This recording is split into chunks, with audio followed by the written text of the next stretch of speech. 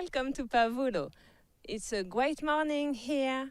It's the last day of the finale of the Sailplane Grand Prix Series 11. It's a lot of pressure. We have, I think, 9 pilots being able to be world champions this evening. And first, to understand what happened yesterday, let's watch the highlights. It's not my style to stick with people, so if I see an opportunity to do something different, I'll do it. I think some pilots should start to push, yeah, including me. And welcome to this Grand Prix. It was interesting to have this question to the pilots. Why they are liking to push today? Well, it's very close at the top, and you've got only 2 chances, today and tomorrow, to make it. And so they decide today they must go. It was a pretty easy start with 1,800 meters maximum, and I think just after the start it was okay, but further to the west it was quite difficult already. Yeah, we saw that Sebastian and a little group dropped a long way behind, and some pilots managed to pull 10-15 kilometers ahead. It was already difficult on a turn point 1 for Mike Young and Alberto Cironi, really low, and they had to pull out the engines. That's what they get when we're talking about pushing hard. They pushed maybe a little too hard. On the second leg, Thilo Ligaus, who was in the lead, made a bit of a mistake and was alone compared to the group a bit on the right of the screen, and they were able to take the lead at the end. After the second turning point, Yankee and Giorgio Galetto and a group of pilots pulled away very, very, very quickly, and they made a 10-kilometer lead halfway down the first leg. But not so far away behind. Finally, Sebastian Kawa and his group made the decision to go further to the highest peak to make more altitude. And of course, inevitably, they came together. On the top of the peaks, both groups joined together, and from then they run the ridges all the way to the southernmost turning point. For a while, there was a bit of management of the race with nobody wanted to take the lead. But at the end, they just entering this space around with Valley, they took the decision to make a ridge running. And of course, inevitably, it's Stefan Langer who was making the pace and pulling ahead and deciding what the style of flying should be. So back from this valley, Thilo Ligaus made the best on the ridge running, and he was able to pull out a bit from the group. Thilo took a big risk, and he went on and on getting lower, but he did find a good climb. And compared to Sebastian Kawa was at the bottom, he had a lot of struggle. Also, Stefan Langer was a bit behind this group, and he took a completely decision different to the north compared to this main group. Sebastian was forced to move on. He didn't climb, and he joined John Gatfield very low, just before the airport of Pavullo. And Stefan Langer was coming to another hill, but at the end he took no lift. While Sebastian and John dragged themselves up out of the valley, Thilo and his friends, they joined much higher, plenty of altitude for final glide, and they took that all the way back to the finish line. So let's check with Thilo what was going on and why it was so bumpy in the air. At the beginning, it really ran very good. And as you said, suddenly the weather got very strange. We got all low, we had to use the ridge. And I was a little bit afraid to use the ridge circling. So I lost a lot. And just a few hundred meters were missing to make it over the ridge to a better place. So then I fall completely out and I had to do something else. We saw coming further to the east that the weather was deteriorating. We all slowed down. That was a little bit my luck because then of course I could catch up. And then the ridge was working again, not as good as yesterday. It was about 15 kph wind, but it was enough to keep the altitude, so kept on pushing. Eventually the pack started circling in a okay thermal, and I took all risk and continued to fly, and I found an even better thermal, and that was it at the end. Yeah. And the winner, a really hard-fought race. There could have been a lot of winners today, but the person who was ahead at the end was in his Ventus 3, of course, 105.5 kilometers now, Thilo Hollinghaus in 3 Victor.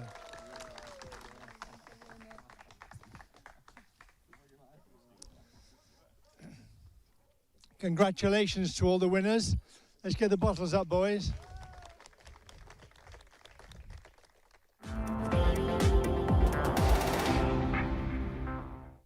So I hope you enjoy the highlights. but what is happening for today is really exciting. I'm with Brian, competition director. Could you tell us a bit more about today? Morning, Claire. It's a little bit more stable today. Beautiful weather here in Italy today. And we are expecting to start about 12:45. But the thermals will be dry thermals, mostly blue without cumulus. But we expect to have convergence line on the mountain. So the task goes along, the race will go along the mountain tops, to the northwest and then back to the south, 250 kilometers. It's last day, so it's very exciting for everybody. A lot of pilots could still win this competition, so we're expecting a really, really exciting race this afternoon. Yes, they are pretty tense. I talked to a few of them this morning. They are really looking forward racing. And on the virtual side, do you know how is the overall results? In the virtual side, they had a good race again last night, and they have potential for the top four, really. Once you get down to 5 or 6, it's not likely to change. So the podium places could change quite a lot, but there's only really top 4 guys could win the virtual. So we wish them good luck tonight for their last race. Thank you, Brian. Here it was Brian, competition director.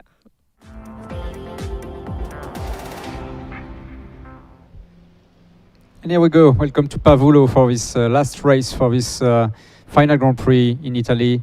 It's Series 11 of the Grand Prix already. Long time ago we started this adventure with a lot of pilots. And yes, again, welcome to this last day, last race.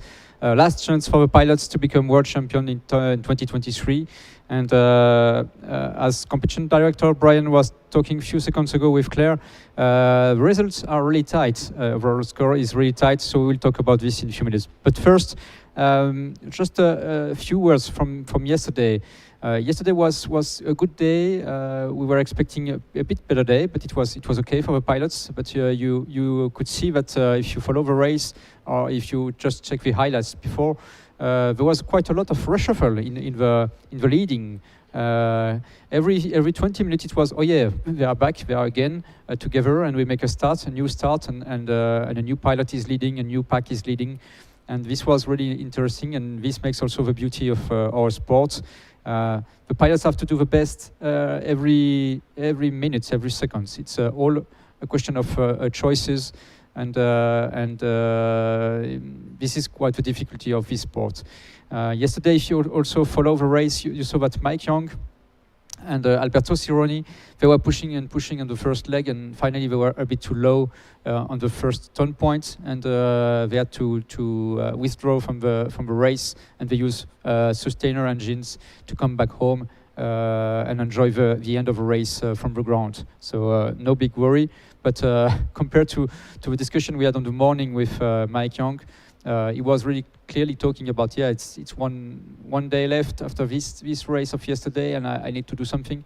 Perhaps a bit too much. It was a bit more positive for Maximilian Says. We had the same discussion, and clearly again he was talking about, yesterday was the day to push and to take a chance to make the 10 points. And I think he finished second of yesterday's race with 8 points. But again, congratulations to Thilo Helgaus from Germany for winning the yesterday's race. So today is the final race for this 11 Series Grand Prix final in Pavullo. It's a beautiful day. It was really blue in the morning, just a tiny bit of high clouds, really thin, no big issue. And I think the forecast was really could be blue, a bit stable, we say, in the typical words we are using for gliding sports. But at the end, we saw that some cumulus, which were not so expected, are already here from 12 o'clock local time, which is quite early at this end of a season, high season in summer. And so I think everybody was a bit happy to see these clouds coming quite early. And the pilots on the ground before takeoff were a bit more, okay, it will be a nice day again, and we'll have a really nice race. But yeah, before we go really deeply in the today's race and the design of a race, I want to talk about the scoring, not the scoring from yesterday, but the overall score. So if we can have overall score from the 3D. Remy, I will just talk about this for now. Yes, thank you. Okay, you can see that Stefan Langer, who made 0 points yesterday, is still leading with 18 points, followed now really tightly by Thilo Hollighaus from Germany. So both German pilots with just 1 point difference, 17 points for Thilo. And then you get Sebastian Cava and Maximilian Seys with 14 points together. Eric Borgman with 13 points is 5th position. Alberto Cironi with 12 points is 6th position, and so on. I just want to point out that from the place 10th, so the Hermann Leuker from Germany, he has a total of 7 points. And today, if he would win the day, he would get 11 points. Normally, when you win a day in a Grand Prix race, you win 10 points, not 11. But as it is the last day and the last race, there is this kind of rule that the winner will get a bonus point, because we know that there is a bit of more tension among the pilots, and we know that this last day can make the difference. So even Hermann with 11 points today, so he would have a total of 18 points at the end of the day, he would not become world champion. I'm sorry for him, because he would have exactly the same amount of points as Stefan Langer with 18 points. But unfortunately for Hermann, Stefan Langer made a better position in the daily race already. Before starting today, before taking off, the game is over to be world champion for Hermann Leuker, and that's the way it is. But still, he's in a row to make a good position, perhaps podium, perhaps not world champion, but still podium is possible for Hermann. So from the 10th place to the top 1 place, so Stefan Langer now is on top place. All these pilots, they can be on the podium for sure. And Lukas Grabowski, currently in the 9th position with a total of 9 points, he can be world champion. Today he can be world champion, but he has clearly to win. If he makes even 2nd places, it will not be enough. He has to win today. So from Lukas on, so Lukas, Klaus Kalmbar from Germany, Mike Young from UK, Alberto Cironi from Italy, Eric Borgman from Netherlands, Maximilian Seys from France, Sebastian Cava from Poland, Thilo Hollighaus from Germany, and Stefan Langer from Germany. All these pilots can be world champion tonight. And this will be, when we think about yesterday, it was a perfect scenario for us, clearly, because we could see that, the top overall pilots on the top ranking, they were a bit fading. I don't know if it was a stress, I don't know if it was a bit of bad luck, but we could see that at the end, these top pilots like Stefan Langer and Sebastian Cava, they were a bit fading yesterday.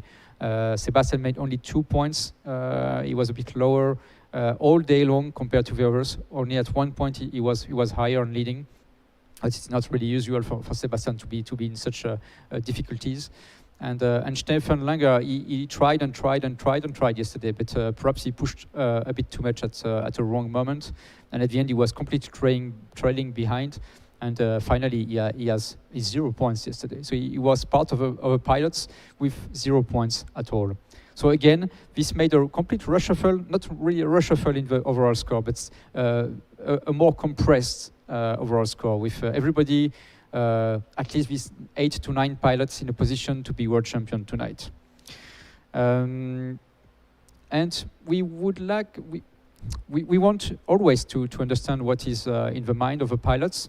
And so this morning, before the takeoff, way before the takeoff, really in the morning when the pilots were preparing their gliders, we sent Claire to ask a few questions, and we will start with Eric Borgman. So the quick 3, Eric Borgman with Claire.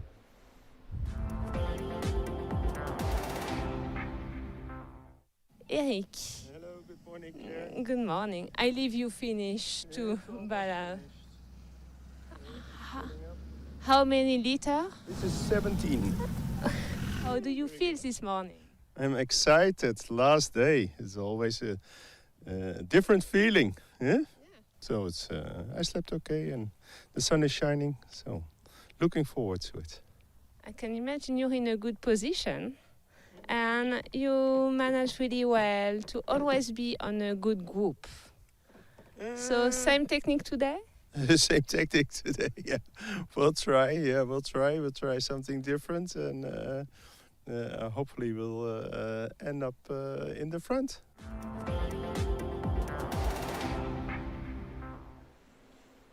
So yeah, thank you, Claire. With Eric Borgman, he was preparing his glider this morning, and you can see that he was there was a blue canister below the wingtip on his glider, and it's not to put any fuel. He has some fuel inside the glider because he has a jet engine he can use if he needs to retrieve, and so withdraw completely from the race because he's too low. But he's putting every day 70 liters of water in the wings to go to the maximum allowed wing loading of the glider. And it was a perfect moment to talk to him. You have to remind that yesterday he made a good day, and Eric Borgman made a bad first day during the competition. The first day he made 0 points. But then second race and third race yesterday, he was really steady with good result.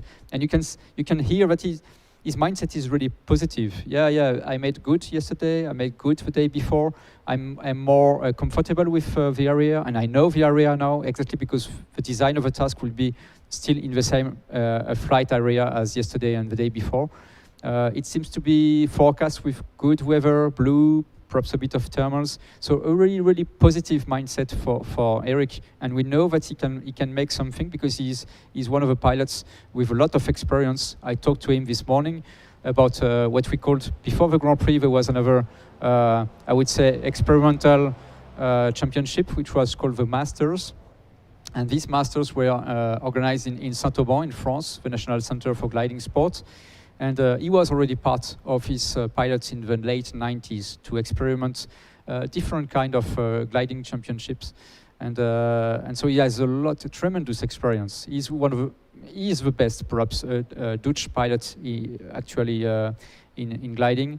There are a lot of really good Dutch pilots, but Eric is also a good balance with, he knows how to fly in flatland and also in mountain area. So clearly, when we hear and we watch this interview on the morning, really, he was cool, he's positive, and he thinks it will be a good day and he will do his best. But yeah, let's check now with Alberto Cironi, who had completely a different day yesterday. So let's go back with Claire with Alberto Cironi.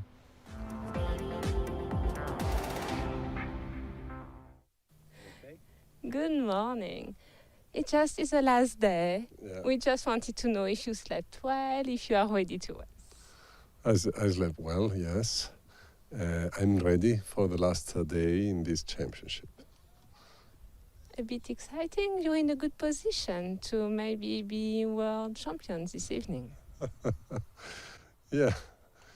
I think there are a lot of pilots with the possibility to go to the podium. And I'm lucky, I'm one of these pilots, and so we will see. Who do you think will win? Stefan Lange, he flew very well in this competition. Yesterday he had 0 points. But of course, I think he was the most regular. I think he is, of course, in a good position. But also Sebastian is very trying to get him. So it's not easy to say. Yesterday you say the day was strange. A lot of pilots without points, they get some points. So maybe today in the gliding, everything could happen. So we have to see. He will be for us watching very exciting today. I'm really looking forward to it. Okay, thank you. Thank you. Thank you, Alberto. So Claire was a bit pushy on this interview this morning because she was first really nice and asking if he had a good night. And but you can see that even Alberto, he made 0 points yesterday. On the first 10 point, he had to cancel the day and use his engine to come back. So it was a difficult day, and but he you can feel that he's still in a positive mindset even after a bad day like this, because he was also talking about everybody can have 0 points. Even Stefan Lange, who showed that he could be the winner for this championship yesterday. He had also 0 points, and it's not so important to be fast. You have to be in the top 9 pilots to get some points, and so yeah, everything is possible. But for sure. Yeah, he's also realistic, Alberto, so he knows that Stefan Lange and Sebastian Kawa from Poland, they are pushing a lot. And Thilo Legaus with a second place overall score, with just 1 point missing from Stefan Lange. They are all in the best position. But yeah, positive, and you could see the sky, blue, a bit of high clouds, but now it's really clear and we have some cumulus. So it will be a nice day for all these pilots. Before we go further to this task of the day, the start will not be before, I think, 14:05. Yes, so we have still 20 minutes of discussion.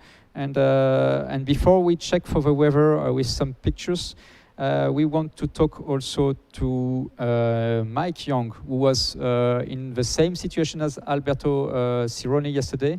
He has to use the engine also on the first 10 points, so 0 points, but he's still in the overall score with some possibilities to be at least on the podium or perhaps even world champion. So let's go with Claire this morning with Mike Young. Good morning, Mike. Morning, Claire. It's the last day. Yeah. You're in a good position to win. How did you sleep? Quite well, actually. Yeah, not too bad. Better than at the beginning of the contest with the hot weather. So yeah, I slept well. I'm not sure I'm in a position to win. I think I can win theoretically. So if I get the maximum points and those ahead of me don't score so well, then theoretically I could win. But I think the likelihood of that is very slim indeed. So I think my chances are small. So who do you want to beat? I'm not sure I want to beat anyone. I just want to have a flight where I don't make a stupid mistake, and so I can come back feeling good about the flight. If that means that I do better than the other pilots, that's fantastic. But I'm not really out to beat people. I'm just out to fly well and then let the results speak for themselves.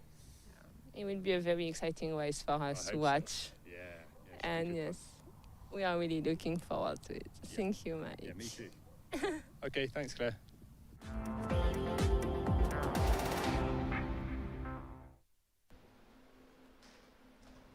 And thank you, Claire and Mike Young. What a resilience when you think about yesterday's complete failure for Mike. And on the morning, the interview we had on the grid was, I need to push today, I need to do something. And first 10 points, he has to use his engine. And today is completely another day. These pilots, they are able to make it, okay, I made a mistake. I need to keep my brain cold, and this is another day. But I need to not make the same mistake as the day before. Discussing with Brian Spreckley, they knows each other really well with Mike, because we are both from the Great Britain, sorry. And they were both in the national team at the same time from time to time. And we know that it's a bit usual for Mike to make this kind of mistakes. But again, in a Grand Prix, okay, if you make one fail on one day, it's 10 points you lose. So it's not like 1,000 points when you are making a standard competition. And so yesterday was I would say the big fail for Mike, and he knows that he can still do something. It will be difficult. He's really realistic, but still really resilient. He's okay. Game on, new starts. I do my best, and we will see that like every day, he's one of the pilots we can see is pushing and pushing and pushing, sometimes at a good moment, and this is, wow, impressive, and he can make a real win with a lot of more distance compared to the others, and more speed, average speed. Yesterday was a complete loss, and we had a talk with him, and it was clear when he left the last small hill. Before going to the turn points, he knew it was too late.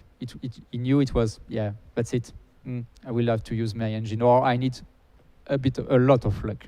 And there was no luck yesterday for these pilots. They were too low, and it was impossible to gain altitude at this turn point. I'm sorry for you. Before we will focus on the task of the day, we will go to the grid walk to check with the pilots just before takeoff what was a bit the mindset of the pilots with Claire to have more understanding about what is coming for today. So let's go for a grid walk. Welcome to the grid. It's the last day. Let's see. I think we will leave Stefan to focus. He's getting ready and everything. We will go to Giorgio. What were you talking about? No, The task. private stuff. Yesterday we were imagining you with a beautiful smile on a cockpit. How was it?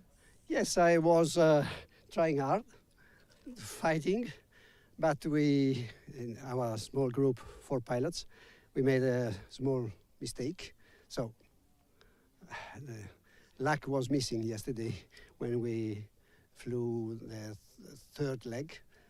So the group catch us, and then it was a problem. But at the end, I managed, and I was 4th. It was not so bad. Yes, you must have been with a big smile when you were like taking 10 kilometers front of everybody. Yes, I was very happy with other 3 friends, very gentleman pilots. It was really fun, and it was really nice to fly with friends. Today, what do you think will happen? Do you think the best pilots will look at each other, or do you think they will some will attack? It's difficult to say. You know that with the Grand Prix, you have to wait until the last day with this score system, and we will see what happens. I hope to fly alone or a small group, because altogether is really a mess. Okay, we will follow you. Hopefully you will do the show again. Let's see. I will go to John Garfield. Oh, we will have a conflictive interview, I think. So, can we do a double interview? Can we do a double interview? We'll talk after. Hello, John. Yesterday, you put a show. Huh? Yeah, Are you planning to do the same today? Absolutely, except at the end, I might do something slightly different. I pushed very hard at the end, and that could have ended in tears. I caught the last thermal at 600 meters, and I'm not sure I could have got into the Pavullo South Field because it was up there. So it was good. So you do again a show today? I'm going to try. I think, today should be fairly similar, slightly shorter, but same sort of thing. I'm not going to push hard at the start. I'm going to try and get high, because that really worked well yesterday. And just stick with the gaggle until the end. And if I can get back in the gentleman's gaggle, me, Giorgio, Eric and Thilo, it was great. We were going, no, here's the core. You have it. After you. It was fantastic. Super, and thank you for the picture. It was absolutely lovely. Thank you. And we will have Lucas just arrived to his glider in a perfect timing for me to interview. Hi, Lucas. Sorry, last minute kind of. You had a very good race yesterday. Do you think you could have won it? I think we can always win. Well, I kind of messed the last 50 kilometers. I could have made some more brave, so to speak, decisions to be earlier in places where we caught final thermals. So, yeah, Thilo was there first. He gained the altitude faster than I and other gliders did. So, yeah, he did it the best way yesterday. It was also a risky option. I wouldn't call it risky in terms of safety or whatever. I mean, it was just, just be eager to go first, fast, and even lower you're in the front, and then you have more time, more options to do. So, yeah. After 3 races, do you think you know enough the area to perform at your best? I think I'm still learning some of the dynamics that are going here. You know, with all the thermal conditions development and convergence, winds from both directions. I think I know a lot more compared to the day I arrived here, even though I studied this area a bit before I came here. But today I know a lot more, but I still have a lot to learn. So Let's see, we wish you a very good race today, and we need you to focus because takeoff will start really soon. We go back to the studio and follow the race live. So thank you, Claire, and all the media team on the field for this grid walk, which was recorded a few minutes ago. We are almost live for this grid walk. It's a lot of work for the team here to make it almost live. I just want to bounce a bit. So Stefano Ghiozzo is here, but I want to bounce a bit on what the pilots were talking about in this grid walk, because it's really just a few minutes before takeoff, and it's really the mindset they have from the morning and the day before. Everything is accumulating. We are on the last day, last race.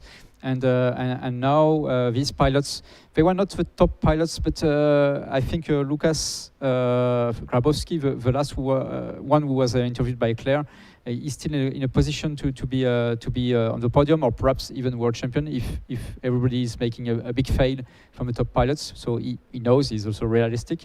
And it was interesting.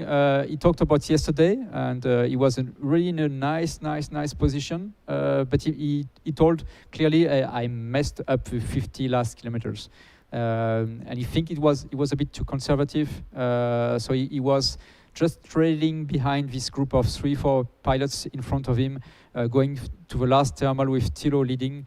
And then it was too late. You come below this group, and there is no way you can overtake them anymore with just a new ID, something. You have to invent something. It's too late. It's over. So the game was over, coming back from a 10.3 on the southeast, and after this ridge running, and they took the first thermal with Thilo, showing the thermal was there. It's over. And that's it. But he made a really good job, and he is steady, and that's why we asked also him the question about, and now you know much more about the area. But his explanation, I know much more, but it's still not enough. I have still a lot to learn. And he made some studies before coming, but it's never enough. You have to leave the area. You have to learn the area. You have to fly the area with many days in many different conditions to start to think that you are okay. I understand how it works, and it's the same difficulty for all the pilots. I can tell you, even for the Italian pilots.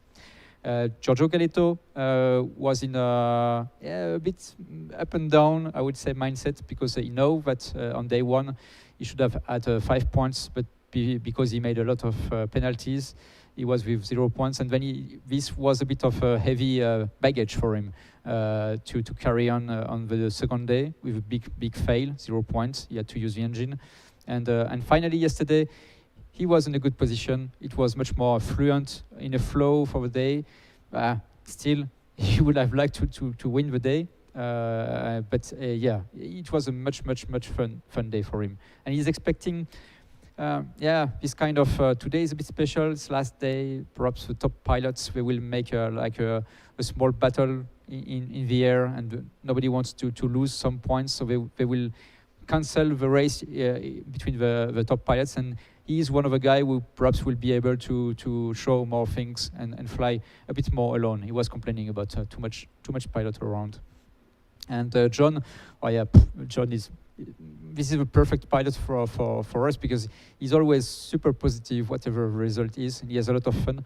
And thank you again, John, for this mindset, because it's part of our sport to enjoy. Okay, you have to be, I would say, professional and do the best each second in the air, but it's also mandatory, please, to enjoy flying.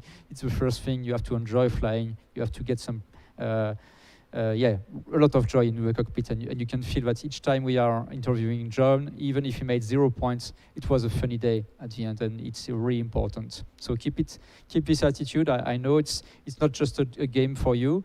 It's really natural that you are making this kind of jokes, and thank you also for all the pictures you sent to us. So start opening will be at 14:05 local time, which means in just 6 minutes. And so I'm with Stefano, and it's time for Stefano to talk about the task of the day. So welcome, Stefano. Hello, good afternoon to Today, everybody. Stefano? No, we didn't fly. The weather improved a bit, so better than what was forecasted. We had through the, let's say, sounding we had. The air mass should be a little bit drier, but about 1 hour before launching all the glider, we had already the first cumulus over our area, and thermal was already set. We had a value between 2 and 3 meters. Oh, good. So it was very good.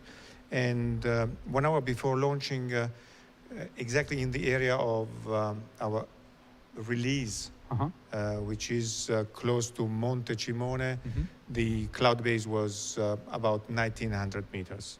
Okay, so this would mean easy release, easy takeoff for the pilots, and then they are relaxed to wait for the opening of the gate. Exactly.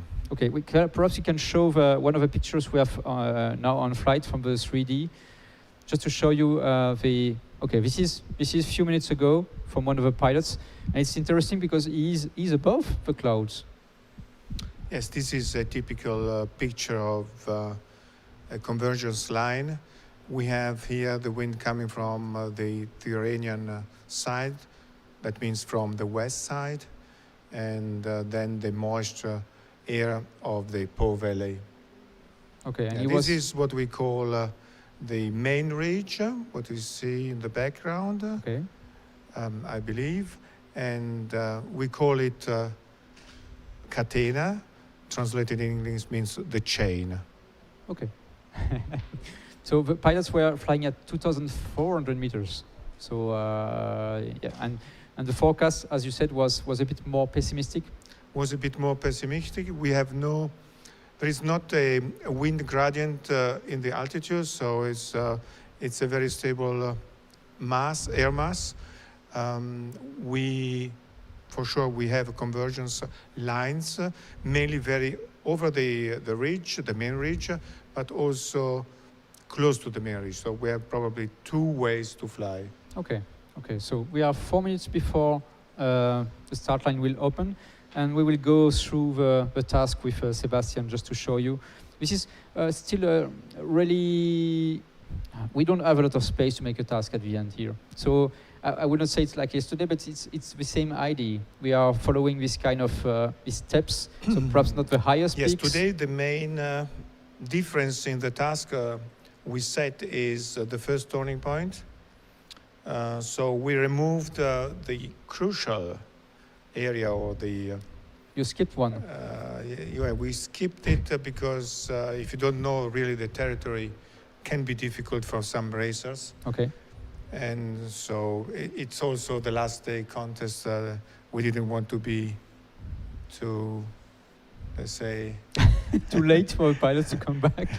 Exactly. So yeah, the distance is 250 kilometers. Instead of... Yesterday was 310. It was a long day for me also to talk. So thank you for limiting the distance. So 250 kilometers. We expect they will fly the same kind of speed, or you expect a bit higher because it's a bit shorter? As far as I can see in the sky, there is energy, and I think they will fly faster today. Faster? Yes. Okay, fast and furious day. Okay, so let's go to the start with Sebastian. And okay, this is the gate, which is south of Pavullo airfield, and we will go as usual to the northwest to the first turn point. And as Stefano was pointing out, we make this turn point not so far away like yesterday. So normally they will have one less difficulty compared to yesterday. Yes, as I said, turning point in the west yesterday was just west of the Taro Valley, and the Taro Valley always has very humid air coming from the Po Valley, which stabilizes the air mass. But still, at some point 2 can be a bit tricky or not? Because it's more yes, in the, but deep. we are very close to this valley again, but on the east side. And on the east side, we have good high peaks. Okay. So mountains. So nice spots. the air mass is still in that area protected. Okay, thank you for that. We will see that, yeah. It's okay. So turn point 1, turn point 2. Again, we don't know if they will go through the highest peaks or if they will stay in this second step, so not the highest step in the area of the Apennines. Because it's quite a detour if they go to the high peaks. Yesterday there was a bit of they were in between. At the end they did not went clearly to the highest peaks from the first leg. But we will see if they need to invest a bit. Yeah. Yes, because yesterday the cloudways was mainly a bit too low. Too low. Okay. Compared to the average height of the main ridge, so the elevation of the mountains all along the main ridge. And it was not convenient to fly there, so no advantage. Okay, so let's go to a third turn point for just for a few seconds because the start is in few seconds.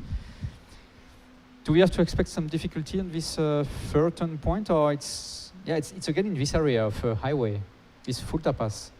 Yes, but because they don't have to fly in that valley, Mugello Valley, deeper into, they can probably come from the main ridge, fly there, and then back to the west where the air mass normally is not affected by the stable air of Mugello. And let's go to a start to see what's going on. It's now open, perhaps smooth start. Stefan Langer, as usual. In a few seconds you will see.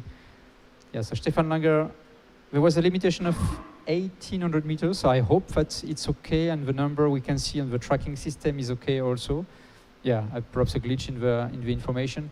So it was 1,800 meters maximum to make the start line, and as usual with 170 kph. And everybody has expected like yesterday because they know that the highest energy is closer to the highest mountains. So everybody made it on the start really close to the highest mountains. So pretty smooth start. And we will see in a few minutes if they want to go ready to invest with a detour to the left part of the screen, or if they will go straight. It's more or less what they did yesterday. Yep. And to me is that they fly to the mountain at 1 o'clock. So in the middle right of our screen, over Monte Cantiere, and they will climb a bit. It was one of the questions we asked to many pilots today and yesterday evening. If now they know the area, they have much more knowledge about how it works. Yeah, a bit, but also where it works, where we have good spots. And today with so this task is very similar to yesterday. So they will feel themselves more confident with the terrain. So already Stefan Lange from Germany is leading this start, and we can see that Maximilian Seyss from France is here. Mike Young, who is always pushing and pushing, is there. And Thilo is already making perhaps something different. And we know that it's one of a typical style of Thilo to perhaps make it a bit different. But if you are in the position of Thilo with 17 points, so just 1 point below Stefan Langer, is it the right time to make it different or not? This is Thilo attitude, so everybody has his own attitude, especially a different one. Yeah, we are all different. And this is the style of each pilot. Giorgio Galetto was talking about perhaps making it more alone today, because you know that the best overall ranking pilots will be together, and this will be a bit more difficult to make it a nice day if I stay with them. So, but we can see already that Thilo he wants to make a bit of chaos in the last day, and he's pushing a bit different to show that there is not just one path. There are many paths to go to the first turn point. There is only 100-meter difference. Yeah, same altitude. And he's already perhaps circling. And we will see in a few seconds if a group is also making something weird or different, because they saw that Thilo is circling. So it's last race for this Grand Prix, Series 11 in Pavullo. We just made the start with the pilots, so no big difference for now, but already Thilo Legaos with second on the overall score from today's morning. He is making a bit difference, but for now, no big difference between these two groups. And Mike Young is leading now the main group, and I think Thilo will give her back to this group for now, because he saw that it was not better to make it alone. With this kind of altitude, 1700, they can glide much further. There is no big high peaks. No, this is the next ridge is a little bit lower, so lower elevation. They will try. Anyway, the way or the path or the glide path of 3 Victor, Thilo Legaos was not a good choice generally in this area. So the hot spot is exactly where the gaggle is now, yes.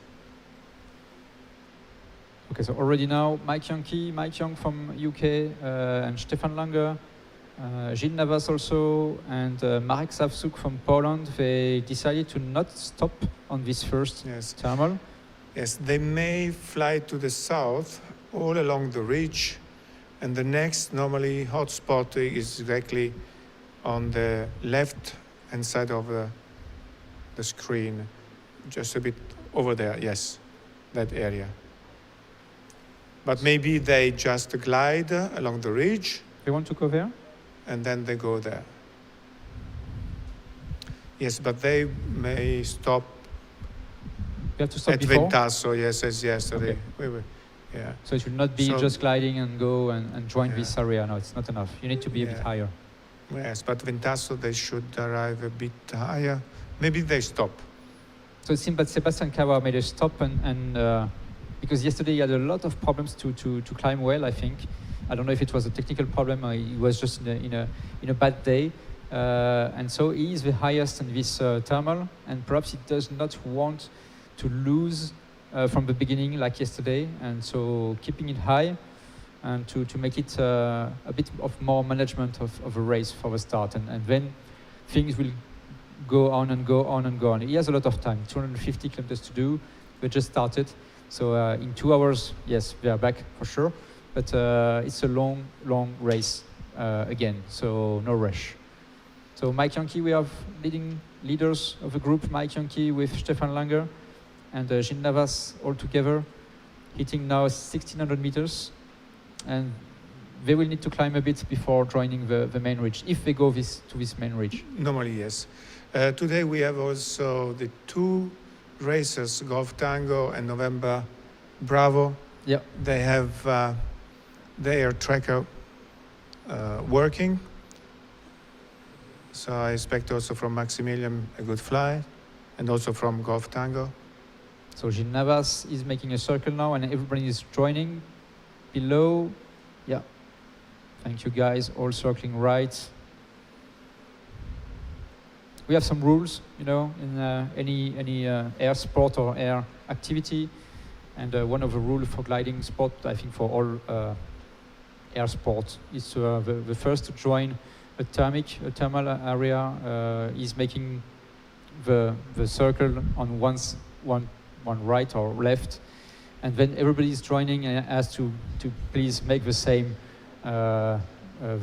turn, so we are all together in the same direction. Sorry, my English is sometimes a bit bumpy, but anyway, yeah, that's the way it is for the safety. So still the leading group, and they are clearly aiming to the highest peaks. Yes, we see that they don't lose much altitude. They are pretty quite well gliding, so probably they don't need if they continue to fly as good as they do. So Sebastian Kawa is a bit behind this leading group, but higher. He decided to make it a bit more tamed down for the start and not pushing too much at first. He's trading, I think, 4 points to Stefan Langer for overall score. So he knows that if he make a win and Stefan is third, it will be really tight who is world champion. But this is the idea for now for Sebastian, and it will be a long day, so no stress. If we check just where is Thilo Holigaus, perhaps on 3 Victor, to see if his small different way of thinking is cost a lot. Well, okay, he's just behind the main group for now. No big difference. And again, still 220, 230 kilometers to do, so no stress for Thilo. Okay, so first pilots are reaching now the highest peaks in few seconds. So the group with Stefan Langer, Mike Young and Marek. Gilles Navas decided to be a bit more straight. He's on the right part of the screen with 1 Lima. And Sierra Delta, Didier Hose from France also, like Gilles. They decided to go much more straight to the highest rocks. So they are almost reaching the east side of Mount Kuzna. And normally you get more cloud base, so that more altitude. I would not expect to have this kind of circle. This is here. not the Mount Kuzna. Yeah. It's just before, after. Yeah. And I would not expect them to aim to this area where they are circling now. For me, it's like why? Okay, there must be a cumulus for sure. No. But it's not a hot spot point. They can be very close to a convergence line. That's why they are trying to gain altitude and then follow this convergence to the northwest.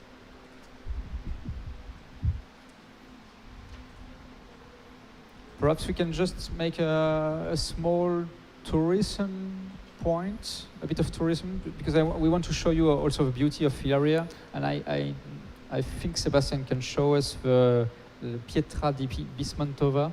It's one of the... Yes, this, please. Yes, they just overflew this valley. The valley exactly behind them has this very, I can say, picturesque. It is picturesque.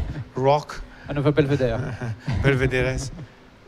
And it's about 1 kilometer long and about 300 and something meters wide. So like a big rock alone, yes. A bit detached from the rest of the other mountains. Yeah. It's really lovely. It's a very good site for hikers and for bike touring in that area.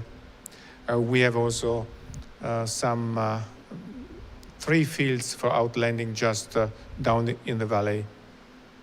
So nice to the west. Nice place to enjoy. Again, I can tell you that this is a really, really nice place. We take a lot of time inside the studio, and I'm sorry, but again, this is a really nice place, and we will show you more things about tourism in the next minutes, because we have, it's a really, really, really nice area to fly for sure. They have a lot of fun flying here, and they have the sightseeing must be extremely tremendous from the cockpit.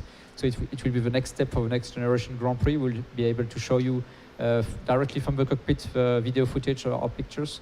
We are still a bit short in technology for that. But yeah, still it's a really, really nice area. You can see from time to time behind me, it's nice. It's really nice. From Monte Cimone to the west, exactly to the turning point, to the first turning point, we have 3 national parks, and the rock we saw is in one of them. Okay, so let's go back to the race.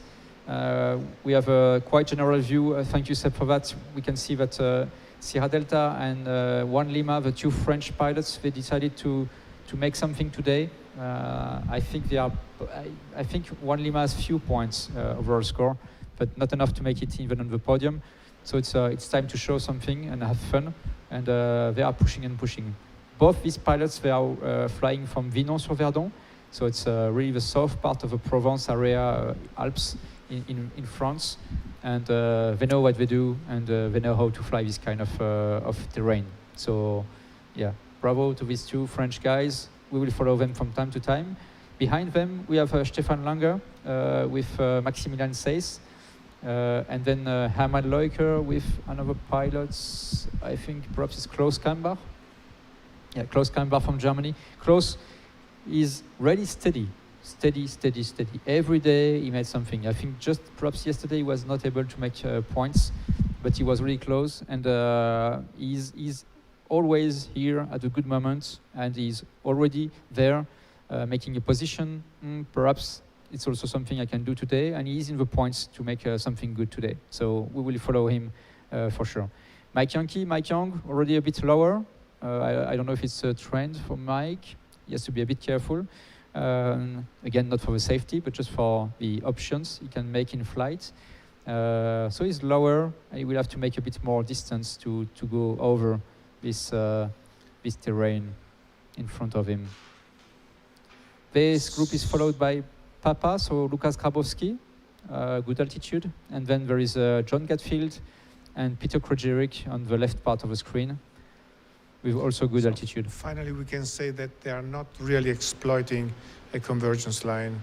The wind is coming from the left part of the screen again? It's very light today. Okay, light. It's very, very light.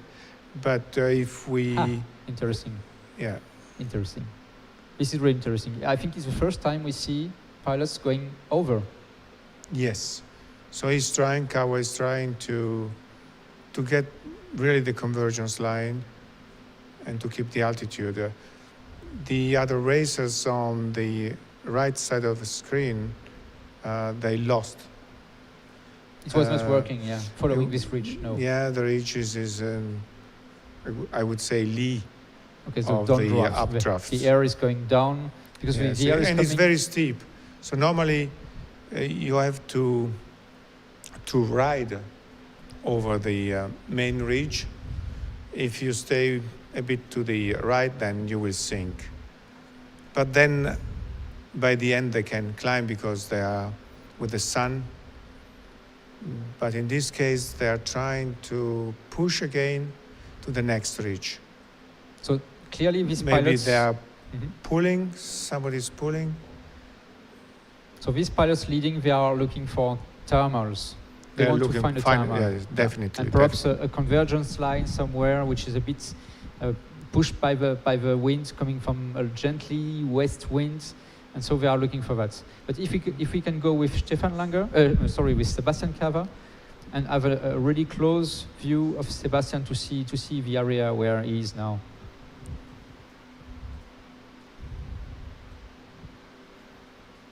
So let's follow Sebastian. I think you will enjoy also. This is really nice. This is really nice area. It just left the highest peaks with 2,250 meters. Yeah.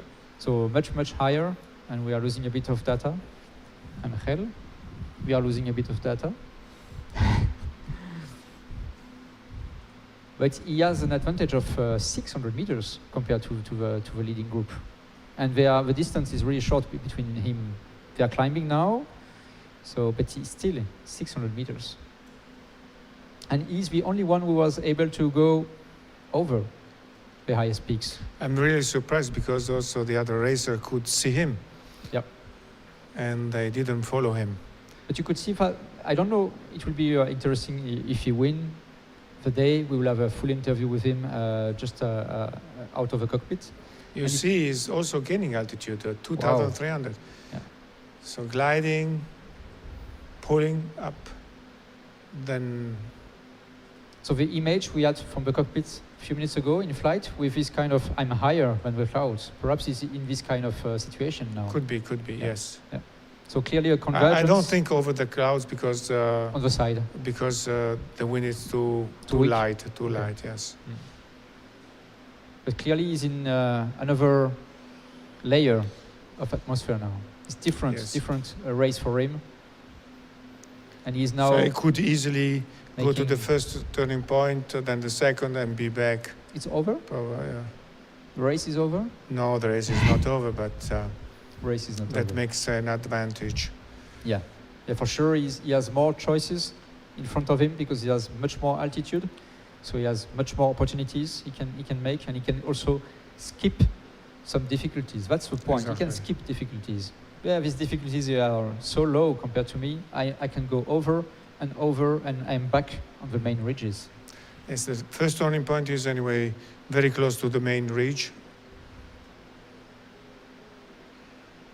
And now we can see also Mike Alpha, so Alberto Sironi on the right part of the screen, perhaps in the same system as Sebastian is following, because he's quite high also, with 1,900 meters. And Sebastian is following him, so you can see him on the radar. You can see that he is also in a high spot in front of him. And they are clearly in a system which is a bit different from the pilots below.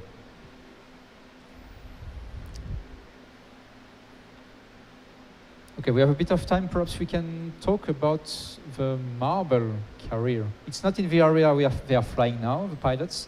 It's a bit south in what we call the Apuan Alps. Yes, Alpi Apuane in Italian, so Apuan's Alp. And this is not the chain or the ridge of the Apennines. It's at the same latitude where we fly now. It's very close, in straight line is about 30 kilometers, 35 kilometers, so not far away. And it's a region full of marble caves. We have about 650 caves over there. And it's really surprising when you reach the shore, I mean on the shore on the Tyrrhenian side. So is this area? A little bit to the south. You see that this area is very wide.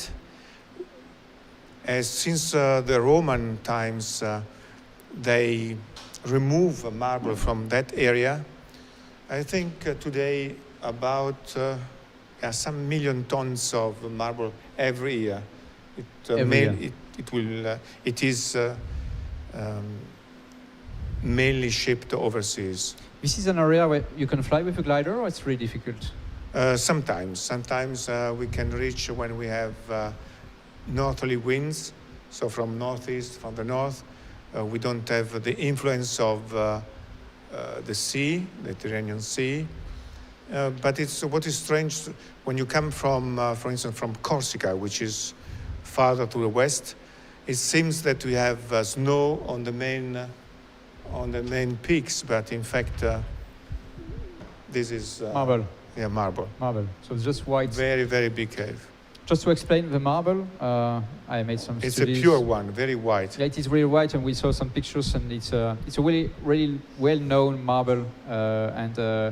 Just to explain how marble is made, it's just because it was mudstones before, and these rocks were deep and deep, so they were really heated and compressed in the deep crust of the earth. And when they are making up again, because there is this kind of compression with some mountains like we are here now, this can make these rocks again on the soil, and we can have access to these rocks. So these old sedimental mudstones, which was cooked, I would say, is making marble now. And so let's go back to the race. We have a bit of poor data. I'm making my head again to Mr. Data. And I hope you will, yeah, thank you. And when I say that, it's just coming back. Thank you, you're really fast. Thank you, Angel. And yeah, clearly now, Sebastian Kawa took the lead, but I can see that Alberto Sironi, Mike Alpha, on the right part of the screen, is also really high. Same altitude, 19,050 something. It was expected to be able to be so high in this area. It's okay? Yeah? It's okay. Yeah.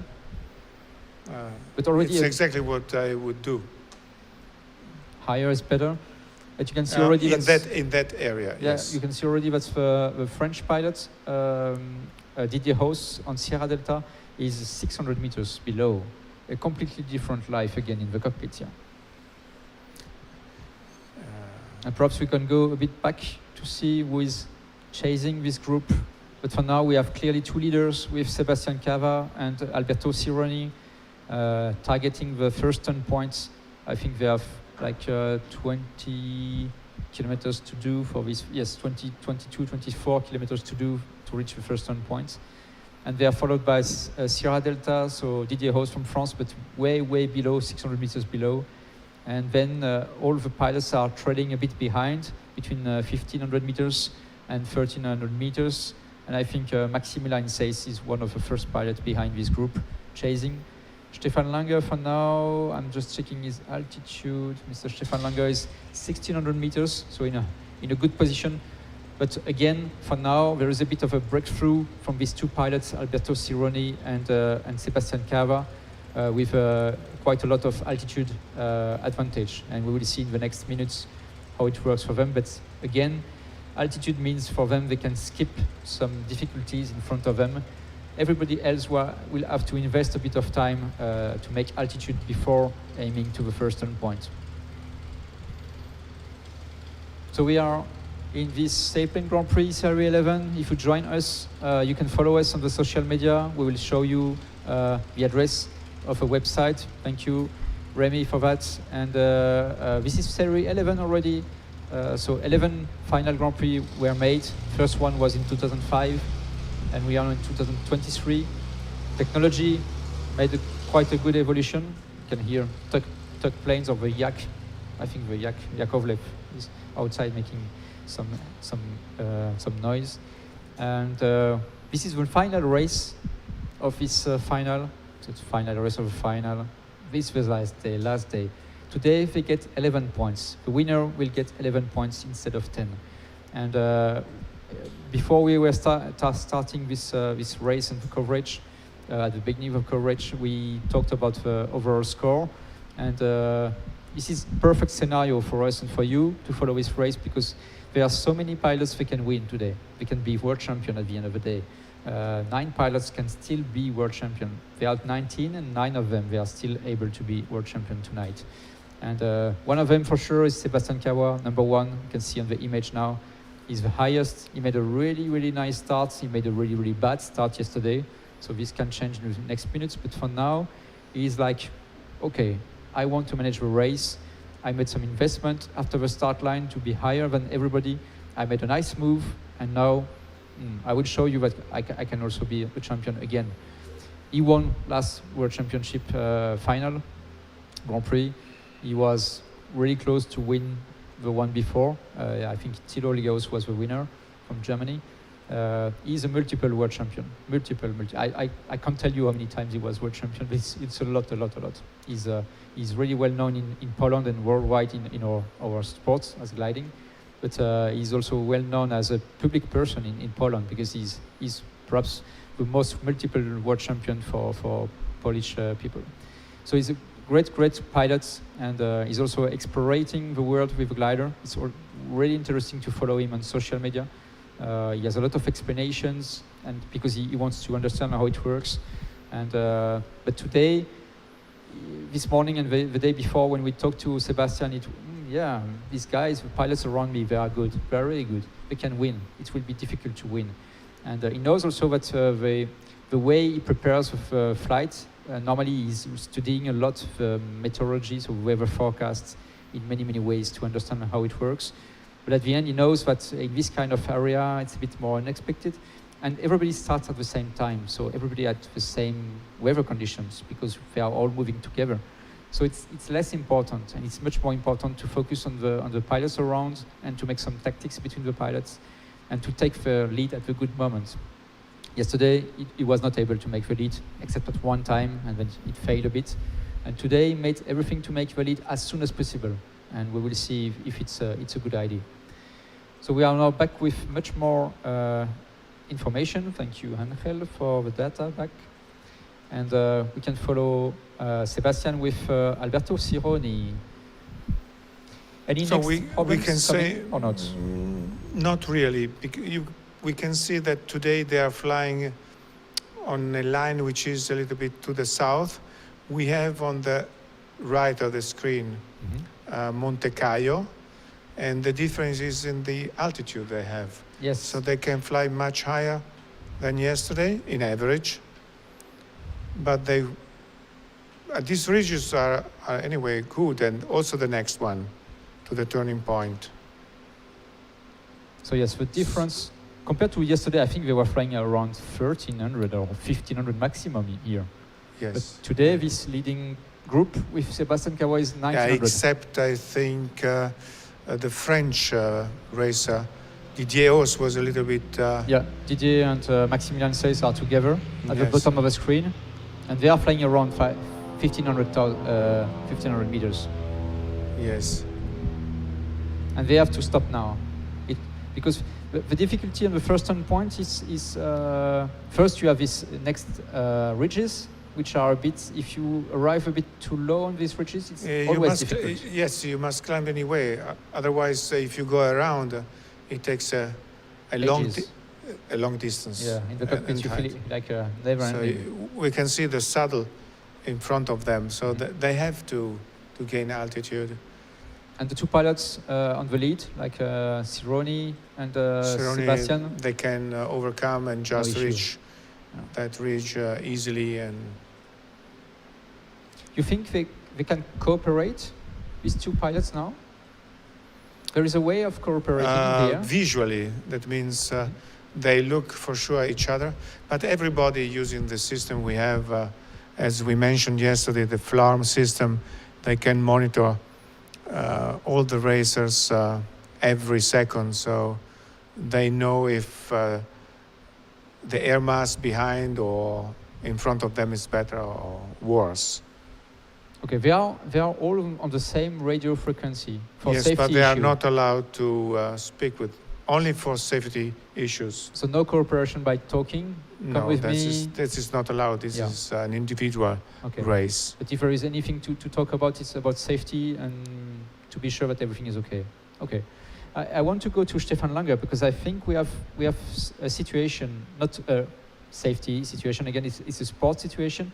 But I think Stefan is a bit struggling now. He's just 1,300 meters. And so I don't know if a stress is a bit coming in the cockpit. It's 1,600 meters. Yeah, 1,600 meters. He's not alone, which is good because he can be helped a bit with another pilot. And this is Gilles Navas, and Gilles is really nice pilot from France, and he has a lot of experience. And if they are together, they will find a solution to get a nice thermal and be back on the race. But for now, it's a bit struggling. And in the cockpit of Stefan, it must be not so easy. The FLAM system in the cockpit, it's helping you, but when you see the other pilots making much better than you, is it not something which makes some stress also for you in the cockpit? It could be, but normally in this kind of contest, you don't separate from the others too much.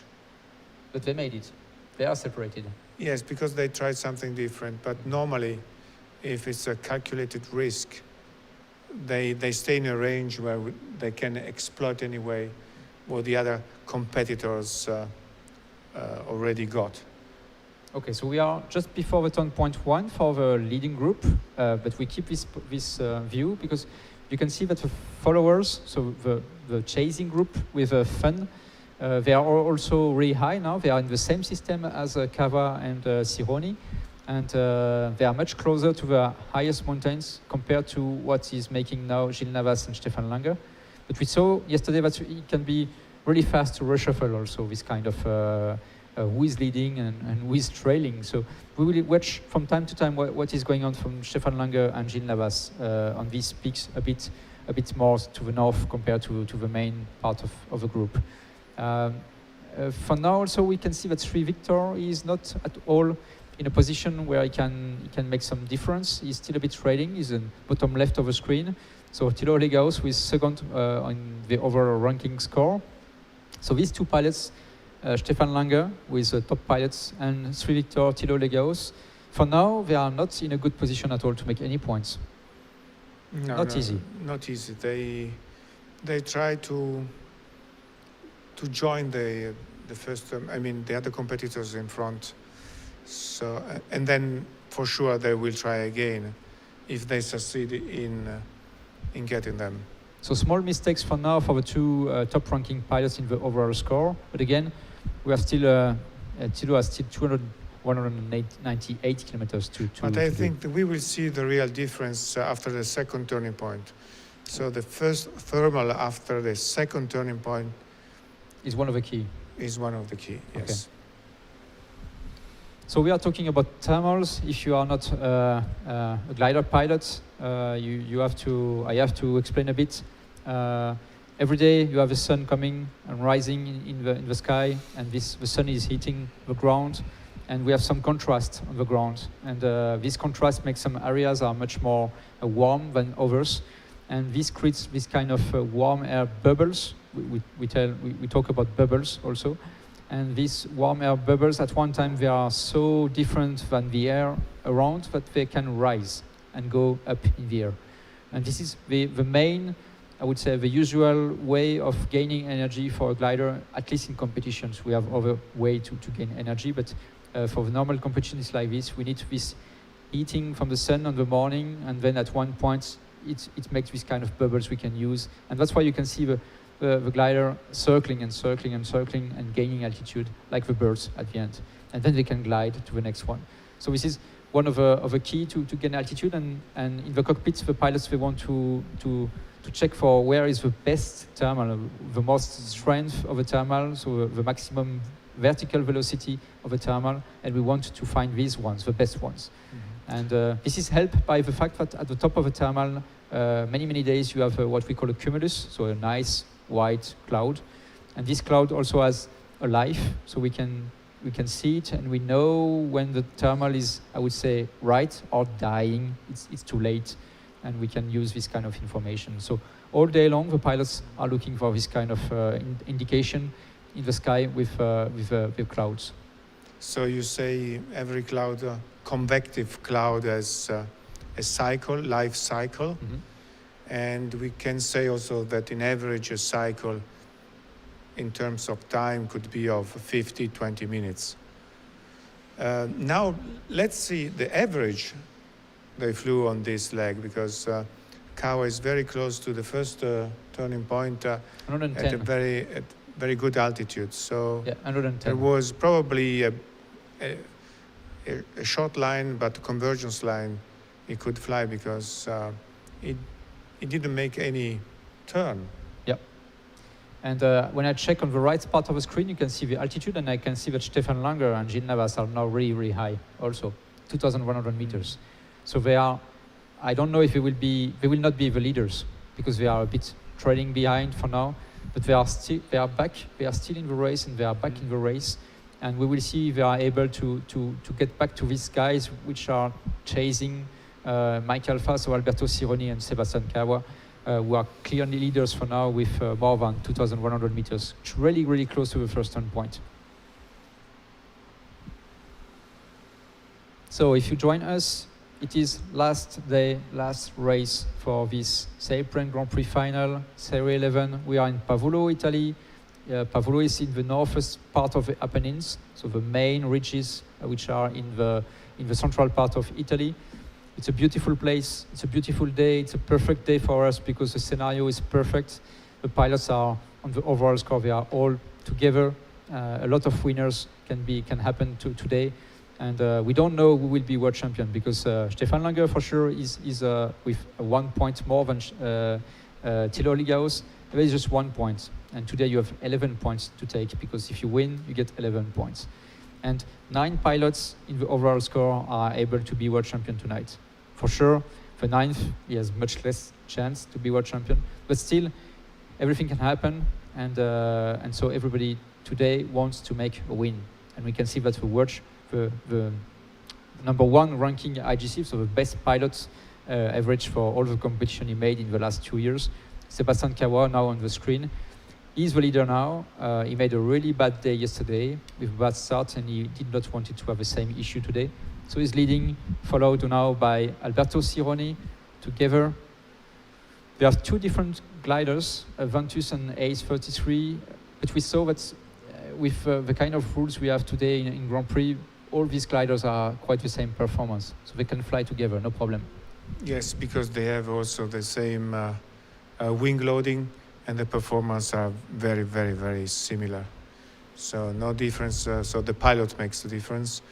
Now we see after the first turning point that Sebastian Kawa from Poland is pushing, and is not flying on track. Why? Because he's flying over the ridge. We can see from the map here. He's flying right to the east, following the main ridge. From the Google Earth, from this image, we don't maybe if we get from the top, we have a better picture of. Oh, this is wrong. So he's going a little bit round. You think he will really make this kind of detour in such a small distance? It's a bit strange. I hope he will go left now. Yeah. I hope he Yeah. will. He just saw not skipped something. one turn point on the computer. Yeah, I hope. Yes, I hope he didn't. Oh. Yeah, very strange because there is the chain underneath, but So he has to make left now. Yeah, because it's such a big angle. Wow. It's really strange. I think monitoring the other racers, he will realize that it's not flying to the second turning point. Oh no. Yeah. We have a fail here. I think we have a complete fail from Sebastian. I hope he did not make a big mistake in his computer, like skipping the It turn was point. right at the beginning to fly just a bit around A over bit, the yeah. ridge, but Yeah. now it's too much. Ooh.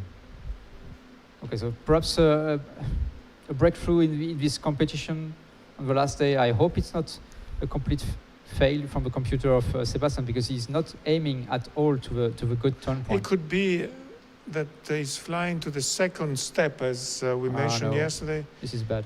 But this is really too far from the second turning point. Something happened. Yeah. Probably he didn't set the computer Okay, so correctly. Let's And focus on Alberto Sironi, who is now leading clearly the day and aiming to a second turn point with a nice altitude of 1900 meters.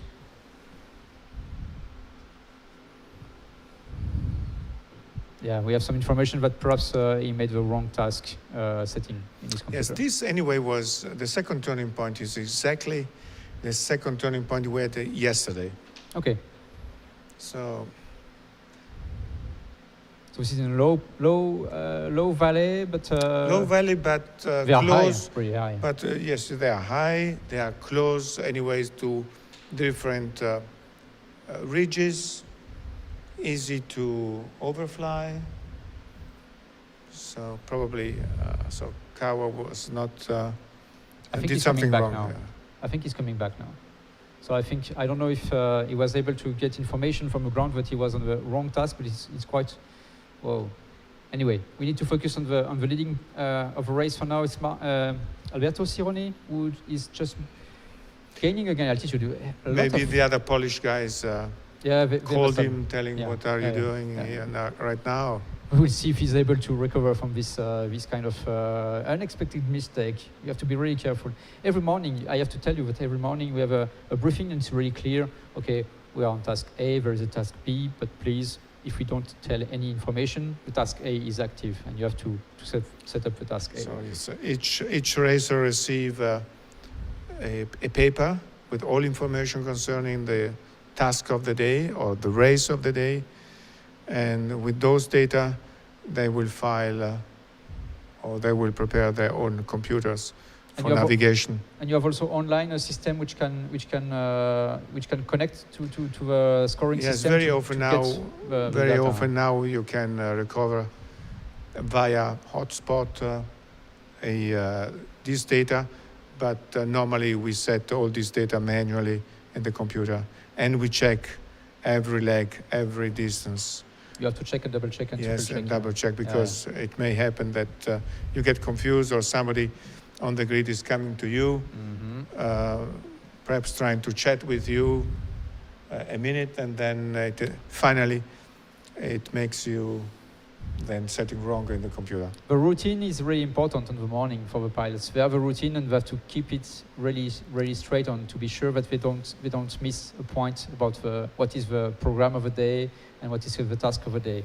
If you have any disturbance, and we could see that yesterday Sebastian made a really bad start, so I don't know if he's still in this kind of mindset, like, oh, I made a mistake, and then you have a bit of stress. So let's say that the race doesn't start with the launching. It starts before the launching and well before the opening of the start line. So he's coming back. Fortunately, he's coming back, and he will have to work again hard, because now he will be perhaps trailing this group. So Alberto Sironi made the second turn point, 1700 meters, and he is now joined by The Fun, who is Dirk Windmüller from Germany, will make the turn point in few seconds, quite high, above 1800 meters. And Lukas Nitarzik is here. Eric Borgman is here also.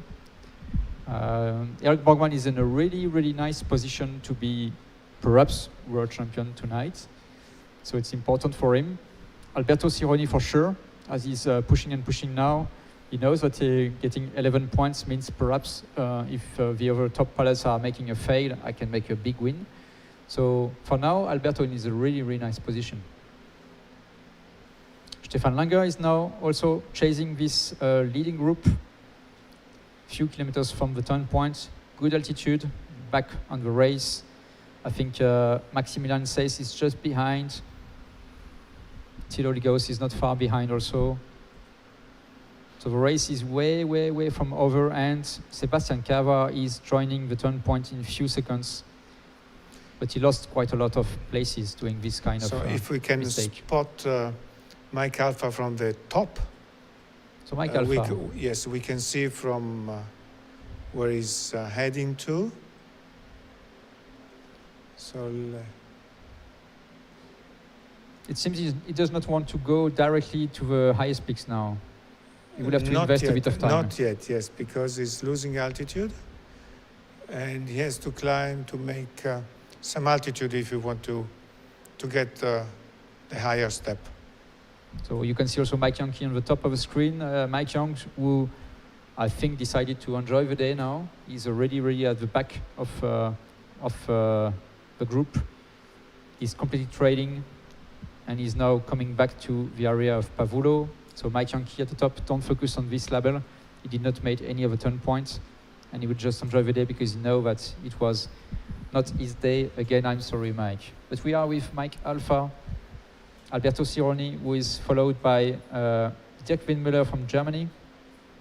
So Alberto with 1,600 meters, who is looking for the next thermal to be able perhaps to jump again close to the highest peaks. So the Mike Alpha is flying the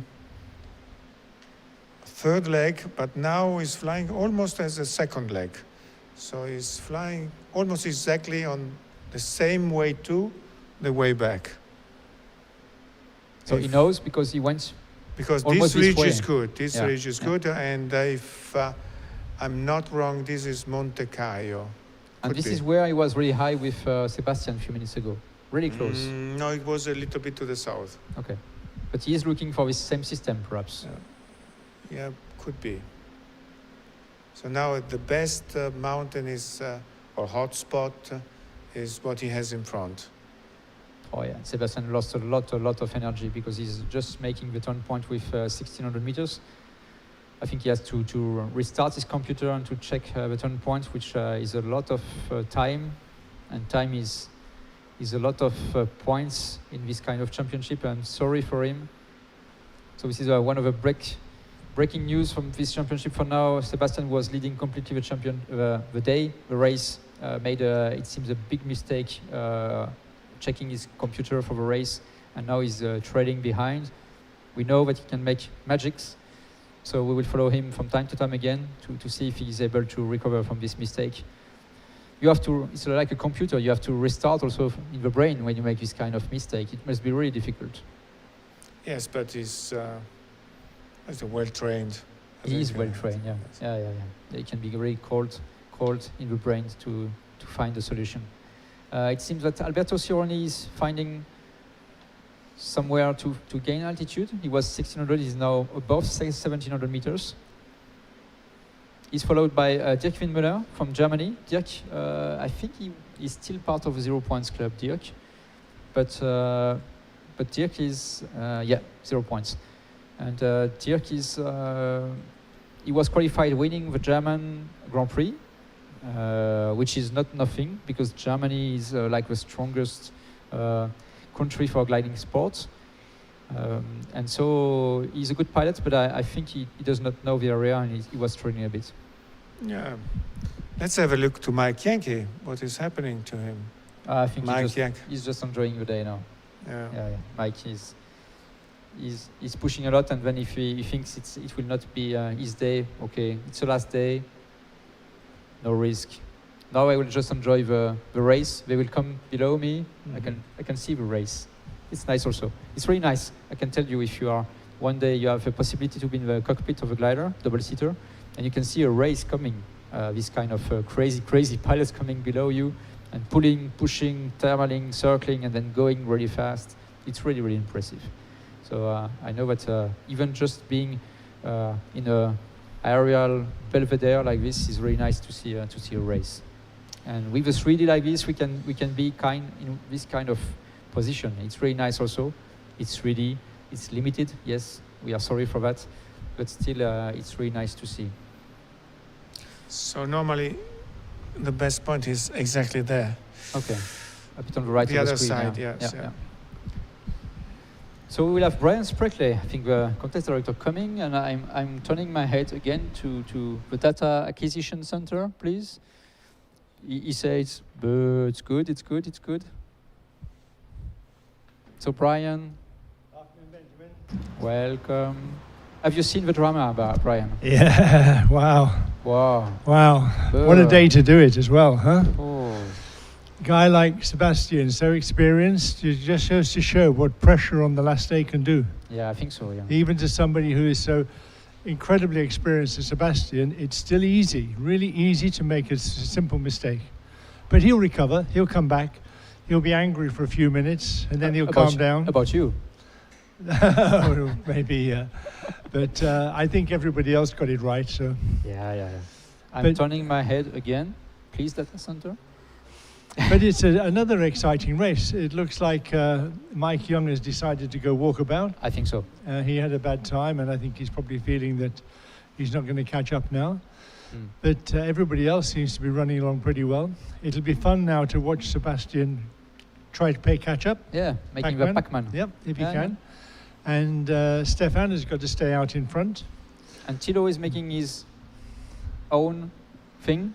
Yeah, Thilo's running along there. I sort of lost track coming down here where everybody is, but maybe you can give us a rundown again, Benj, on where everybody is now. Okay, so we are welcome if you are joining us now. It's the last race of this final Grand Prix in Pavullo, and the pilots, they already made 2 turns, 2 turning points, and they are on the third leg, going to a third turning points, obviously, and they are still 160 kilometers to do.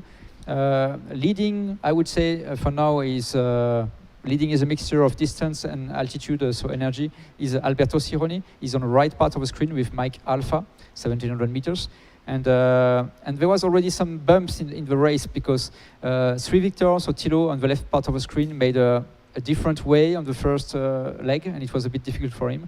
And he was trailing to this group. And now he's pushing and trying to make it a bit different because he knows that it will be difficult to just follow and gain and gain and gain. So he has to make it different. And Max is there with them. And yep. For my impression of the race to come, is that the next run, getting back onto the convergence and the run to the south is going to be critical. The key. Yeah, it's the key. There's 2 critical points, the run south and then the jump into the last turning point in and out again, because that's always been a bit tricky so far in this competition. So we have 2 races now with pilots on the left part of the screen, which are 1300 meters altitude, and they are in this first step, I would say, with rocks a bit below. And we have another race a bit on the right of the screen with pilots higher, 1600, 1800, and they are a bit more step up, so in a different layer of altitude. And these 2 groups, we'll have to check what is going for them. So the forecast that we had this morning was for no wind and convergence lying along the spine or the top of the Apennine range. But in fact, we have a wind. We have a northeasterly wind, it looks like, and we have cumulus out in the valley, and not really such a strong convergence. So it's quite different to what we expected, and it's pretty good conditions. I think we should see the race be 120, 130 kilometers an hour, something like this. Yeah, for now we are with Alberto. We have 110 kph average speed, but still, I think when we talked with Stefano, it was if we are able to get back inside this kind of system with a convergence, the race will be much faster then. And the cumulus base is 2,500 meters. So 1 or 2 good climbs up to the cumulus along the spine, coming back to the south, will make it very much faster. But So- sorry. Sebastian Kawa was the only one able to go on the south side of the highest peaks around, and he made a tremendous start with, I think he was perhaps a bit above some cumulus with convergence. His experience really showed on that first leg because he stopped to climb. Yeah. He stopped and he climbed to more than 2,000 meters, which meant he had the option to go straight and take the left side. The not climbing meant that the other guys had to take the right side because they didn't have the altitude, and it just wasn't as good. And Sebastian's experience may well pull him back into this pack again. He's got to get over the frustration of the mistake and then calm down and get back into the race. And look, we watch. It's exciting for us to see if he can do it and how he can do it. It is. So still Alberto Sironi, Mike Alpha on the top right of the screen, who is clearly leading for now with 770 meters and climbing. So perhaps now entering the system he was using a few minutes ago in the convergence. And joining this group is Stefan Langer, who was a bit trailing the group a few minutes ago, but now he's back in the race. He's with Dirk Windmüller from Germany also, and Eric Borgman from Netherlands is here. And Eric made every day, good day, except first day, lacking a bit of experience in the area. Eric's experience will show. He's done a lot of flying in Italy in these mountains, and he's a very thinking pilot. He's never in a hurry, and he will stay there. He will stay, I think, with Alberto, and they will run together. The interesting next stage is whether Thilo pulls back up again onto the top of the hills. Yeah, he's going well. He's in the good energy, but can he get the altitude back to get right up on the top? So that's going to be tricky. Yeah, he's pulling now, and it's one of the key, I think, of race now. We will see if he's able to gather a good thermal where he is now. He will be joined by Maximilian Seyss from France. And compared to the pilots with Alberto Sironi, much higher now, 1900 meters, followed by Dirk Windmüller, Eric Borgman, Stefan Langer, Marek Savsuk from Poland is there, Thomas Gosner is also there. So this group of pilots is now in a good position, high, to have much more options, and we will see in the next minutes where they can go to aim to the next turn point, turn point 3. Yeah, I just wanted to talk for a moment, Benj, about the Grand Prix. I hope that all you guys who are listening, guys and girls who are listening to Benj and the Stefano, giving you this great commentary and watching the graphics and the 3D images that they're providing. We have a great, great sport. Gliding, sailplane racing, it's wonderful sport. It's exciting, it's interesting, and it's engaging. And we have developed the Grand Prix to be able to produce these races. The pilots have learned to fly the Grand Prix to give you exciting races. There's only one thing stopping us from developing this further. Benjamin, we know what it is. People helping, no? Money. Money. Money, yeah. And so all you guys out there listening, we need to find sponsors. And what's more, we need to find somebody to join our team who can help us find sponsors. Yep. We need people to come and help us to find the sponsors who can benefit from this. People who want to use this fantastic racing that we can offer to green their company, to show themselves off, and at the same time to invest in the Sailplane Grand Prix to make it even better. We can have visuals in the cockpit, we can do all sorts of things. Technology is not a problem. The problem is still the same. It's money. Money. So that's the advertising over. Now you can get back to the race, Benj. We should perhaps make some mugs. I heard about a famous man in USA making mugs to raise money. Oh, I'm not sure about that. Yeah. No, what we need is a nice oil company who want to green themselves and want to go into renewable energy, who can see that we can carry their message for them. Anyway. So all you oil magnets out there, you know where to put your money. So back to the race. If you join us now, we are in the Sailplane Grand Prix final. It's the last day in Pavullo, Italy. We are in the northwest part of the Apennines. It's a really nice area. We told you a few minutes ago, and we introduced some places to go and visit with Stefano. And every day when we talk to the pilots, they tell us how nice it is to be here. And so we hope that you enjoy this kind of 3D rendering and the information we gave you about the competition of the pilots. Today is really the last day, and the points are really tight in the overall score, and which is also making this kind of stress in the cockpit, I think. Well, it is, and it is a tight day, but what's made the day is the fact that we have cumulus away from the mountains, as well as just a convergence. And we saw right after the start, people making different decisions. We saw people going to the left and the right, and it's obvious that the cumulus are there to confuse them. The guys who choose the right one have benefited from it, but it's not just a straight follow my leader type race. There's plenty of decision making to be done, which means there's plenty of time yet for this race to change completely. And don't be at all surprised to see a big change when we come to the third turning point in the south, because it can be quite tricky there. And if you go in on the wrong line, you can end up in quite a difficult situation. Yeah, we have some pilots really low in some area now. Klaus Kalmbach is really low, just short of 900 meters. So I don't know exactly where he is, but he's struggling a lot. I think Sebastian Kawa is really low now. So he was leading a few minutes ago, and he made a big mistake, it seems. So he's in a big difficulty, and he tries to find something, but it will be difficult. Thilo Ligaus also his difficulties. Yeah, Sebastian's rolling the dice. He's decided to throw for the 66. And he's got to get back into the race. And there's only two ways he can do that. Find a better route than everybody else, or find better climbs. And that's a really tough thing to do when you've got so many really good pilots in front, because they can work together now. It's a little bit like the Tour de France. When you're way out in front, you have a disadvantage, except that you're out in front. And when you drop back, you have a disadvantage. If you stay with the group, you have a big advantage in being able to see what everybody else is doing and optimize the route. And I think Stefan Langer is in a good position for now. Stefan's sitting pretty, but he may not even know what's happening. Stefan may not be aware of exactly what the situation is. He has a lot of followers. Perhaps they are making hints in the cockpit with some message on WhatsApp. Well, maybe. But I think that Stefan is cool, and he'll fly his own. We've seen him. He makes his own decisions. He's not going to be pushed into anything dumb. He knows that he's got to finish well, but he doesn't have to win the race. So we'll see how he manages. We've not seen Stefan in a Grand Prix final before, and so we don't really know how he'll react.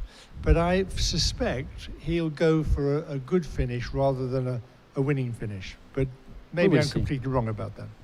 So back just to make a point on the race, Mike Alpha, Alberto Sironi is leading the race for now with 700 meters in the middle of the screen for now. He's followed by Dirk Windmüller from Germany with quite the same altitude. Marek Savsuk from Poland is there also.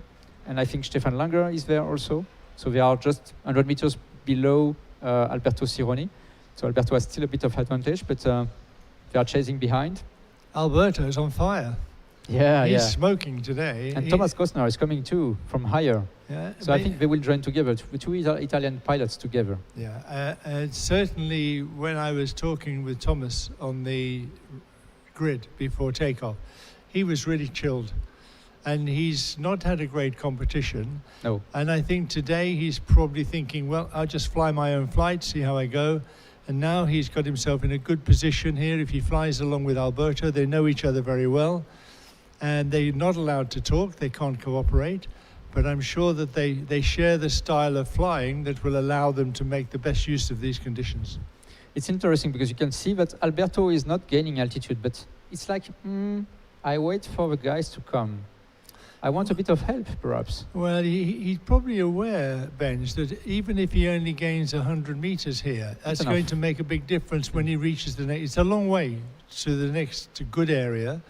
And he's coming up, look, he's coming over 1,800 meters. He's probably decided that to leave here, he needs 2,000 meters. But of course, it gives the others an opportunity to catch him up. And if they climb faster underneath, they'll be together really quickly.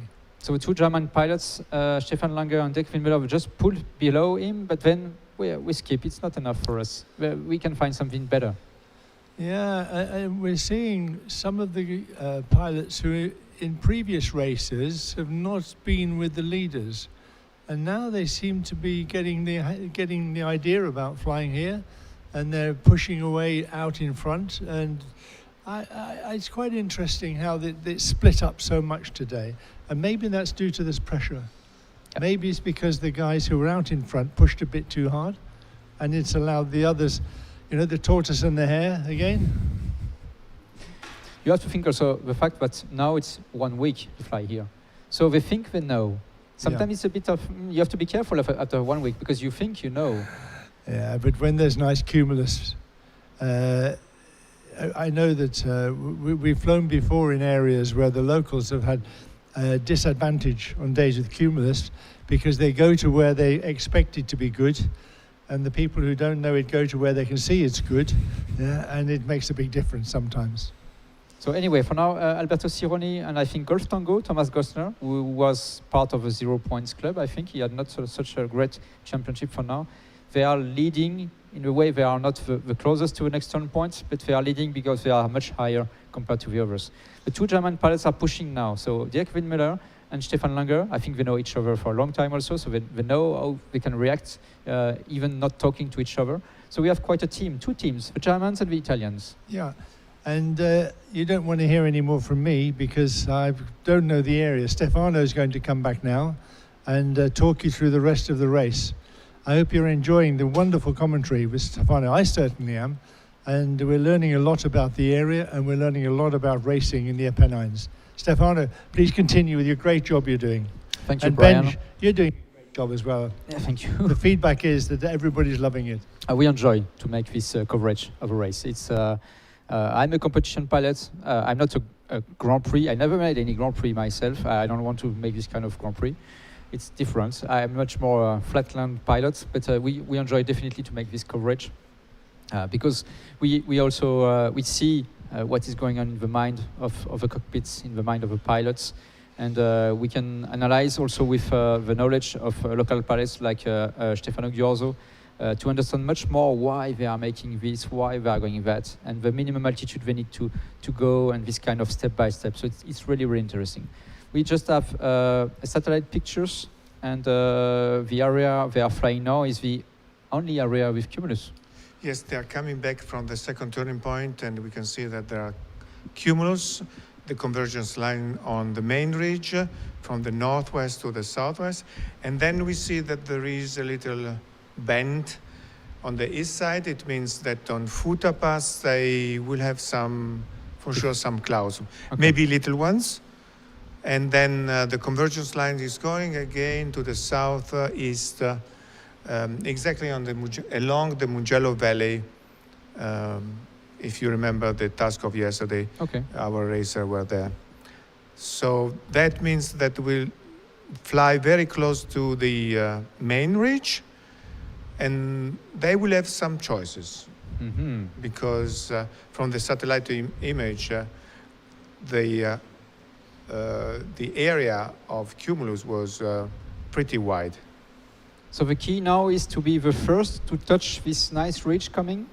Yeah, this is Monte Cusna again. And they will try to get again the most of altitude they can. At what altitude you want to join this Monte? To be sure that you will have a nice ridge running along? Yeah, normally you have to be 2,000 meters. Quite high. Yeah, 2,000 meters, okay. Yes. Okay. So that's because if you go 1,800, sometimes it's higher, sometimes it's low, but you want to be on the top. You don't want to make a ridge running. You have to be on the top.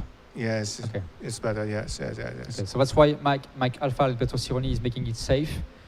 He's joining this thermal. He's not making it straight. Yeah. He wants to be higher than these guys and to have more options when he's joining the main ridge. Yes. Now I understand. Okay, so Stefan Langer, Dirk Windmüller, Marek Zawczuk from Poland, they are all together in this thermal, and you can see a nice pull from Alberto Sironi to join the thermal. Alberto is with an advantage of like 100 meters altitude more than the other pilots in this thermal, so he can manage a bit the race now.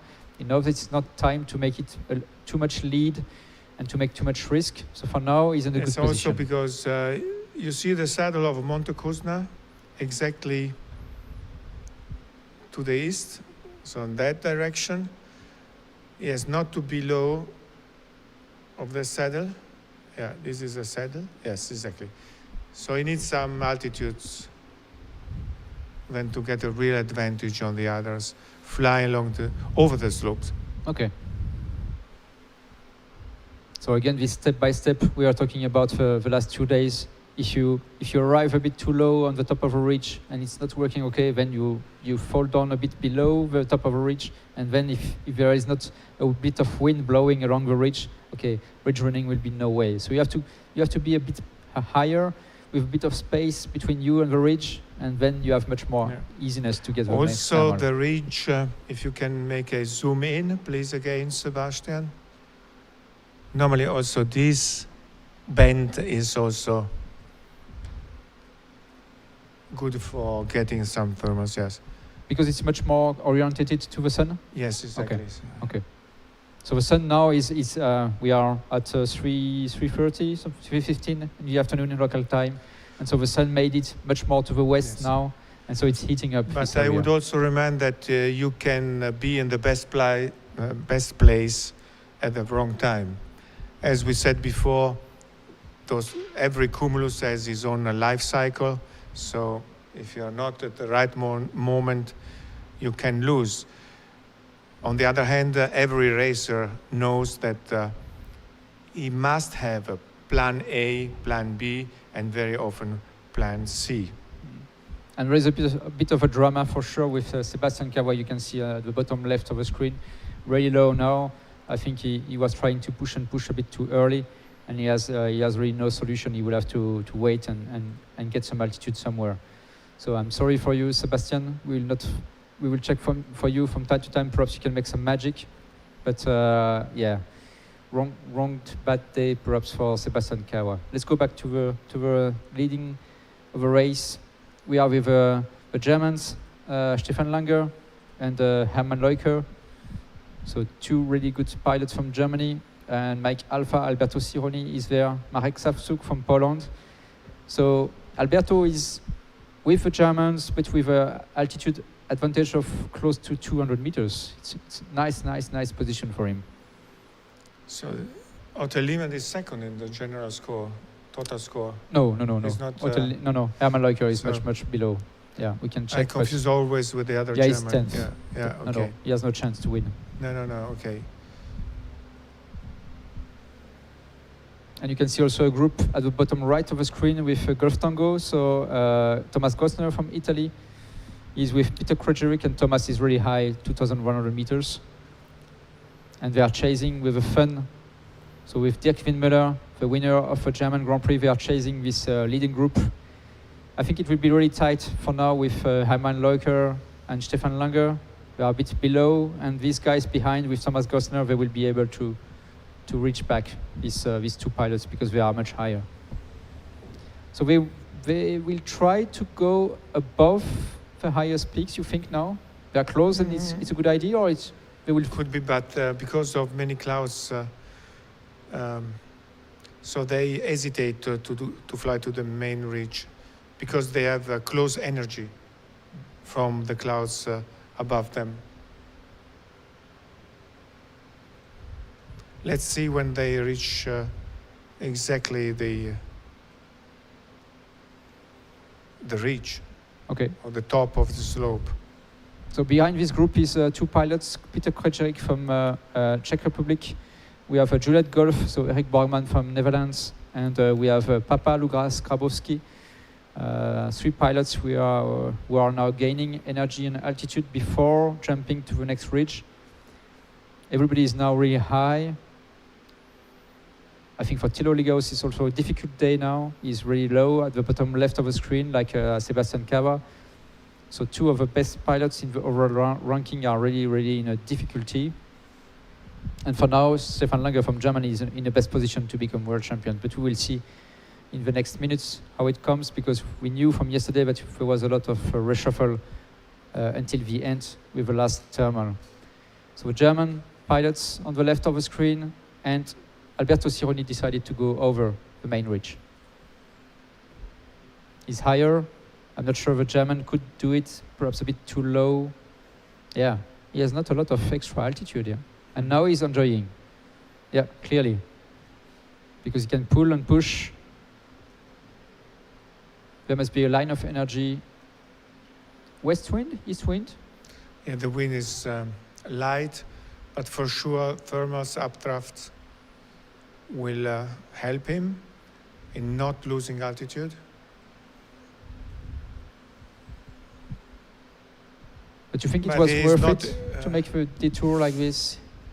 Could be. Could be, yeah. Because then he will jump to the next one, and we don't know exactly, but I think he has still clouds in front of him. Okay. Here there is a deep valley, very deep valley. There is a pass at the right side of the screen. And the front turn point is top left of the screen. This is where we have to go. But for now we can enjoy a bit. Yeah, the pass is exactly after this ridge. Okay. So the deep valley. So I believe this ridge will be nice because it has much more clear view to the valley, so the wind can blow a bit more. Yes, you have the valley coming up. So the stream is for sure a good one, but it's not very long. Huh? So it's flying fast, 180, 190 kilometers per hour from time to time, and still quite the same altitude, so not losing a lot. It's 1900 meters. Be careful with the numbers. From time to time we have some glitches in the data, so I can see that we have some big differences. But at the end he's flying high, and I think he has some energy along this ridge. So then he will have to go to the left. Yes, sometimes happens that even you continue to fly southeast, and so the distance is bigger, but you get the most of the energy coming from the Tyrrhenian side, so from the convergence. Now I can see it's still flying along the ridge and circling. Yeah. Decided to stop and gain more altitude. Yeah. So in this case, probably he decided not to fly straight along the main ridge. We saw on the leg 1 that Sebastian Kawa was able to fly at 2,100 meters in this area. Yeah. Exactly.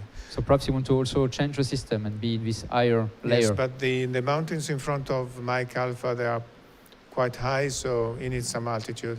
So Alberto Sironi is now crossing the 2,000 meters altitude, and is joined by Dirk Windmüller from Germany and Thomas Gosner from Italy. And there is another group of pilots who are making a bit more straight route to the next turn point with a German, Stefan Lange, Hermann Leuker, and Marek Sawczuk from Poland. And these pilots are expecting that being a bit more to the north compared to the highest peaks is not so bad.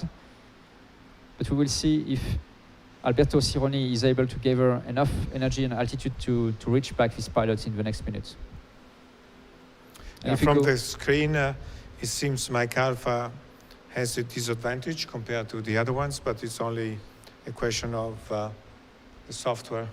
And he's 400 meters higher now. Yes, yes. 400 meters. Still climbing. You have to think that 400 meters is like 15 kilometers distance difference at the end. So he's a bit behind, but he has this advantage of altitude, so he can reach back really fast.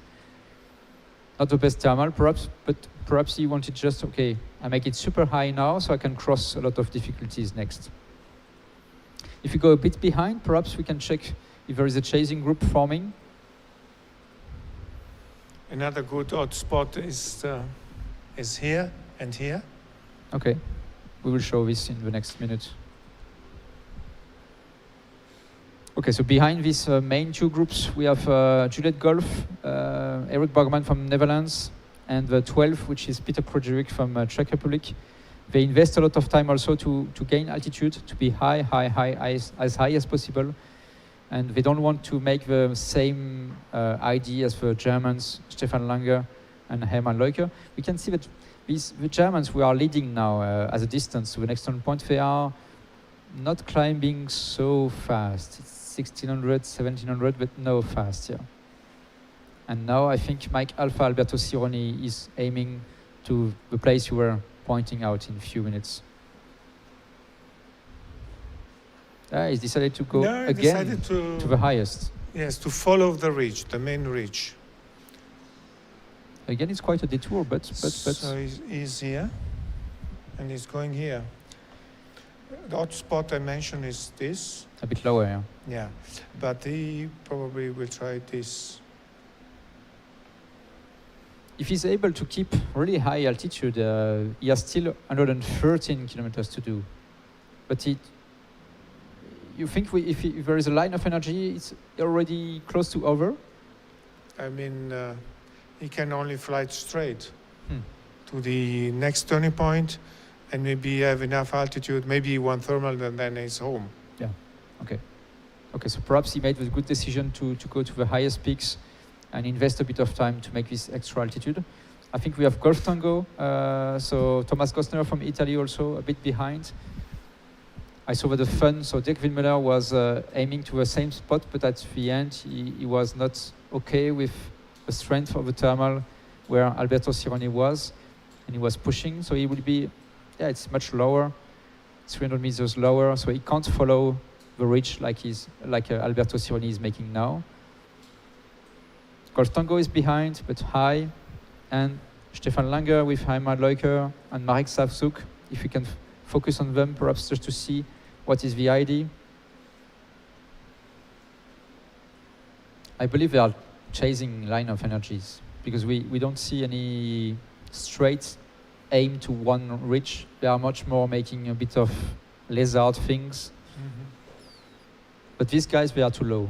They will have to find something. Not yet too low, but they can still, on the slope in front of them before they reach, you see there is a kind of carrière. That area is, when you get low, it's good. And something is happening because now Stefan Langer made it inside the valley to the right part of the screen, and Marek and Hermann Leuker, they made it to the left. So we have a split, and Stefan Langer is perhaps in a position where he will be alone. Yes, but you see from this point of view, and what we see on the screen, they have to climb. You would go right or left? I would try right. Yes, okay. Yeah, I would do the same. At least I would go to the highest peaks, mounting to the highest. Yes, yes, but yes. I would go to the right, yeah. But again, we are not in the cockpit. Easy to talk on the ground sometimes. But yes. Yeah, and already this Marek and Hermann, they are now getting a thermal, so it was not for nothing, this kind of detour. And we will see if they are able to gain some nice altitude. Let's go back to Alberto Sironi and Thomas Kostner, perhaps, to follow them on this ridge running, on the top of the ridges. So they are probably doing a transition because they are losing altitude. And Alberto is again thermaling. So this is a sign also that there is not a lot of wind. It's not ridge running, no. It's not enough. No. Only few spots on the ridge are working okay. Only few spots, and mainly following the clouds they have. And Dirk Windmuller, the fun, who is making now to the left of the screen, he did not find the thermal. So he's in a difficulty and he has to go back a bit to find something lower to be sure that he can catch the thermal. He was not able to catch this small ridges. You can see these small ridges with no vegetation on the top. If you can focus on Mike Alpha a bit, please, and Golf Tango, you will see that it's an area with no vegetation on the top. And this is one of the points where you can get more energy because the sun is hitting directly on the rocks. But for now, it's not working so good for Alberto Sironi. Could be here. Let's see in a couple of seconds. 105 kph average speed, not good. No. Difficult. So if you're joining us on this final Grand Prix Series 11, we are in Pavullo, Italy, northwest part of the Apennines. It is the final day, final race. The scenario in the morning was perfect. All the pilots with really tight points in the overall score. So in the morning, we had a lot of questions to the pilots, and everybody was in a good mood. They slept well. but you can see that already some stress was coming, because if you follow the race from the beginning, we had a clear lead from Sebastian Cabois with a strong start, but clearly he seems to have made a big mistake in the settings of his flight computer before taking off, and now he's completely out of the race. We lost already also Mike Young, who pushed a bit, perhaps too much on the first leg, and now he's back at home. I think Klaus Kalmbar is making the same, because he's close to the airfield now. So already some pilots, they had to cancel the race. They tried the best they can. They pushed all they could, and no regrets. And now they are home, and they will enjoy the end of the race with us. Leading for now is Mike Alfa, Alberto Scironi from Italy, and I think Golf Tango, Thomas Goschner also from Italy. They are chasing Sierra Lima. They are leading and they are chasing. It's a bit of weird sometimes from my explanation, but they are much higher compared to Stefan Lange. And Stefan is alone in the center of the screen now.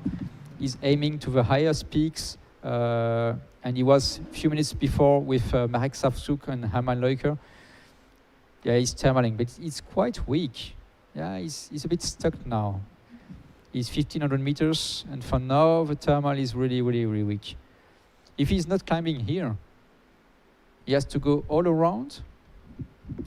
Yes, he has to go all around. Yes, he must climb here. He must climb. Yes, he no must alternative. Climb. No alternative. And then trying to get as soon as possible very close to the slope. He's not climbing. Difficult. Really difficult. And you can see that Alberto Scironi will patient, really overcome him at a more comfortable. Yeah. And Thomas Gossner will have to be the same, patient, to climb and climb and climb. Look, he's climbing again, Mike Alfa. Yeah, but gently, yeah. Difficult. It may be that the next choice could be exactly flying the ridge of Monte Cimone, the southern part. So the Monte Cimone, I will show you. So Monte Cimone is here? Yes. So you fly the ridge exactly to the right. So here? Yes, that direction. Maybe that, yes. Okay. But you think Stefan Lange can go directly here, or it's no, if he's not able? No, it's too low. It's too low. Okay. So he has to gain altitude, and I can see that because now he's not gaining altitude at all. Yeah. We can see yes, Sierra Lima. Can I have a look? He has 1,500 meters. No, yes, he's not climbing. Yes, but he's not climbing at all. And I think he took the decision to make it over. He has to make all his way back. All the way back, yes. Yeah. There is no lift, no stream, no flow coming from the northwest in this area. And now he has to escape this area. Yes. So again, a bit of a drama. We will check from time to time the position and altitude of Stefan. It's not a question of safety, but it's just he was in a really good position. And just this decision to go to the right compared to the two other pilots, Hermann Leuker, you can see on the left part of the screen, and Marek Savsuk, they were able to catch a nice thermal, but he tried, and now there is no possibility. Now, there is only one hot spot I experienced 3-4 times at 1,400 meters south of Monte Cimone, close to the village Fiumalbo. It's really... Yeah. Really difficult, but you can. But there is only one spot. Then all the ridges, all the small slopes are not favorable for climbing. So he has to go around, and they will lose a lot of time, in my opinion. At least 10 minutes. Okay, so this can cost 10 minutes. Just one decision can cost 10 minutes. And again, you could see if you followed the race from the beginning that 10 minutes is okay. I think the first 9 pilots gaining points, they are in 10 minutes. If we see Golf Tango and Mike Alfa, they are climbing because they want to be sure to come over the ridge, but south of the peak of Monte Cimone, so the distance is also optimized. So yeah, Mike Alfa is now gliding through one of the paths below the top of Monte Cimone, so on the west part of Monte Cimone. So we see exactly here. So all the ridges going to the right and then again to the east. And then it's easy life because you will follow the ridge on the right a bit? I would say it's not really easy life if you don't have clouds. Because if you don't have, I would say at least 100 meters over the top, if it doesn't blow a bit, you can fall into the Garfagnana Valley, and then it could the right. be, which is on the to the south. You can be stuck there. Yeah, yes, but he's climbing because he knows of this. Then you get stuck in Garfagnana Valley. And Golf Tango, Thomas Gosner at the bottom of the screen is gaining a lot of altitude now. He does not want to miss the next key point at all. So he's making 2,400 meters, and he wants to join Alberto Sironi in the next. But Alberto Sironi, I think, is climbing very well. Yeah, definitely. And I think he will start to glide now and to follow the ridge because he will feel that he has enough altitude. Based on what he sees on this ridge, if there is some spot with cumulus, it will be enough for him to be, I'm okay now. I have enough, even if it's not blowing all along, I will just make it up and down, and follow the ridge. So we are in this third leg to a third turn point. The third turn point is called Futa Pass. It's a Futa Pass, yes. We know that it was one of the key points for every day, but it's a bit different today because we made the turn point exactly on Futa Pass. We don't have to cross Futa Pass and come again. Yes, they may have the chance to fly from the main ridge high to go there and then escape from the bad area. So clearly for now we have Alberto Sironi from Italy making his day and leading the race. He's followed by, we think it's followed by Golf Tango, so Thomas Gosner from Italy also. We have two strong pilots also, Marek Savcuk from Poland and Hermann Leuker from Germany, who had to make it around the Monte Cimone, and it was a good move for today. They are hitting now 1900, but they will have some difficulty to be above the highest peaks now. It will be difficult for them to make exactly the same way Alberto Sironi is making. What he did, Mike Alpha, is the right way, is really optimized. Even flying Cimone to the north side, it will take more time anyway. Step by step. Yes. And anyway, then they have to jump 2-3 valleys. So it's better to remain, if you can, on the main ridge, as Mike Alpha does. Okay, so Mike Alpha leading, Golf Tango, Thomas Gosner behind, really high, and I think he's gliding to the same pass on the Monte Cimone, on the west part of the Monte Cimone. And I think behind Golf Tango we have also a group of pilots which are climbing really high. Yeah, they also invest a lot of time to climb as high as possible. Nobody wants to be low to come and join the Monte Cimone and to be able to join this main ridge like Alberto Sironi is leading now. And Stefan Langer is struggling. I think in the next minute he will be back in the 0 points club for this day. So everything is possible today. We have Alberto Sironi. I will have to check the overall score if I can have this somewhere on one screen. Thank you. Oh yeah. So just to talk about the overall score, you can see that Stefan Langer is leading, yes, but just 1 point more than Thilo Ligaus. And Stefan is, for now, in a bad position for the race. You could see that a few minutes ago he was really close to leading, but he's now in a bad position. Thilo Ligaus is in a bad position. Sebastian Kawa is in a bad position. Maximilian Seyss is also really low. So I think we perhaps have a battle for the win of today between Eric Borgman. So all these pilots from the 5th place to the 9th place with Lukas Grabowski. I think Klaus Kalmbar, the 8th place, he cancelled the day and he went back to the airfield. Mike Young also. So perhaps we have a race between Eric Bergman and Alberto Sironi and Lukas Grabowski. We will see that.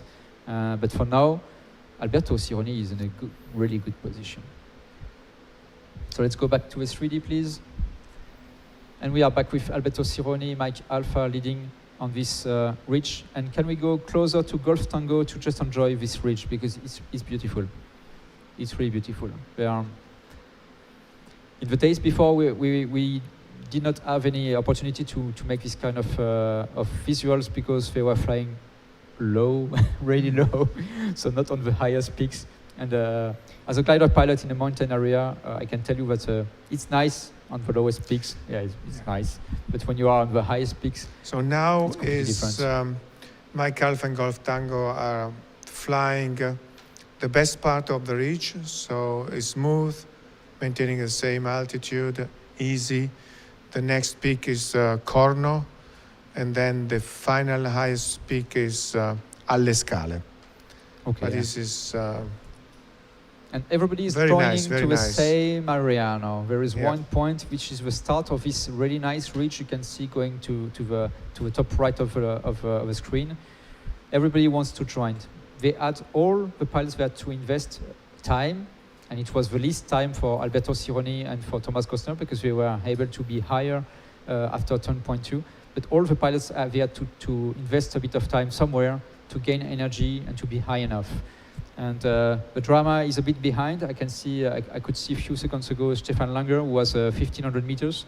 And for now, he's perhaps not able to protect his world title he was thinking about before taking off. He has to make altitude.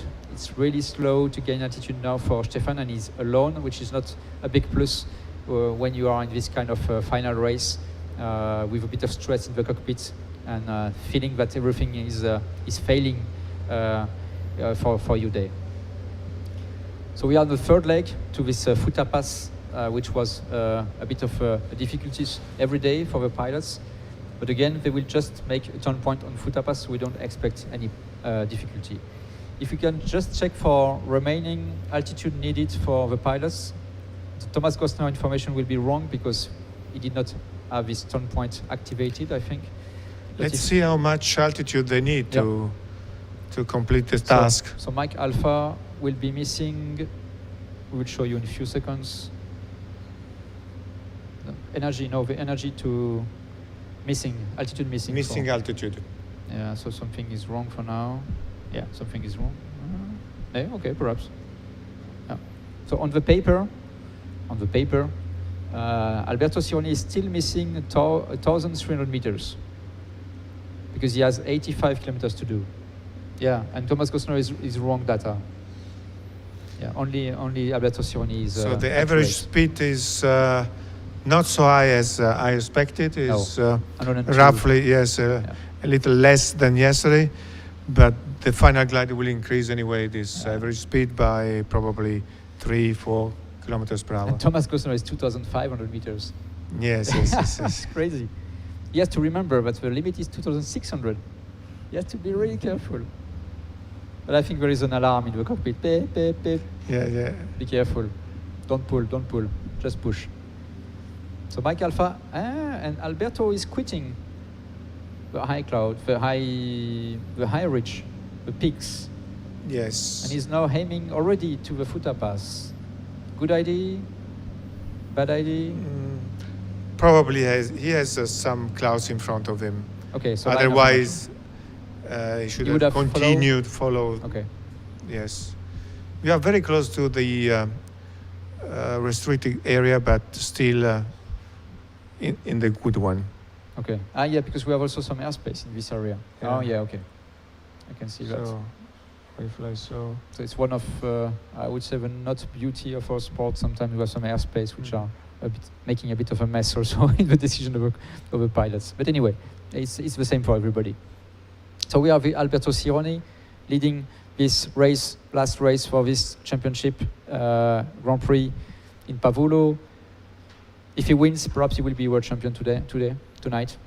So we will follow really carefully what is going on for him, but also for the followers, the chasing group of pilots. Thomas Kostner, he has no chance to win tonight, but he has a good chance to make also a really nice result today, and he's flying super high, 2,400, 2,500 meters high. And still in the race, Lukas Grabowski on Papa in the center of the screen. And he's joined by Juliet Golf, Eric Borgman, who is also one of a contender to be world champion tonight. If Alberto Sironi is making a bit of a mistake, he has still some chance. And Peter Krejcik is here from Czech Republic. No chance for a win for the championship, but still he wants to show that he knows how to fly this area. On the left of the screen, we have another group with, I think, Hermann Leuker and Marek Savczuk. So Hermann is from Germany and Marek is from Poland. And these two pilots are also really high, with Marek joining the group of Thomas Gostner and Hermann making it much more straight, perhaps following a line of energy. So Thomas Gostner, Golf Tango is still climbing. Yeah, now he left. I would be really interested to see if we force the turn points on Thomas Gostner to have an idea. Okay, so now we have an accurate calculation of how much they are missing, yeah?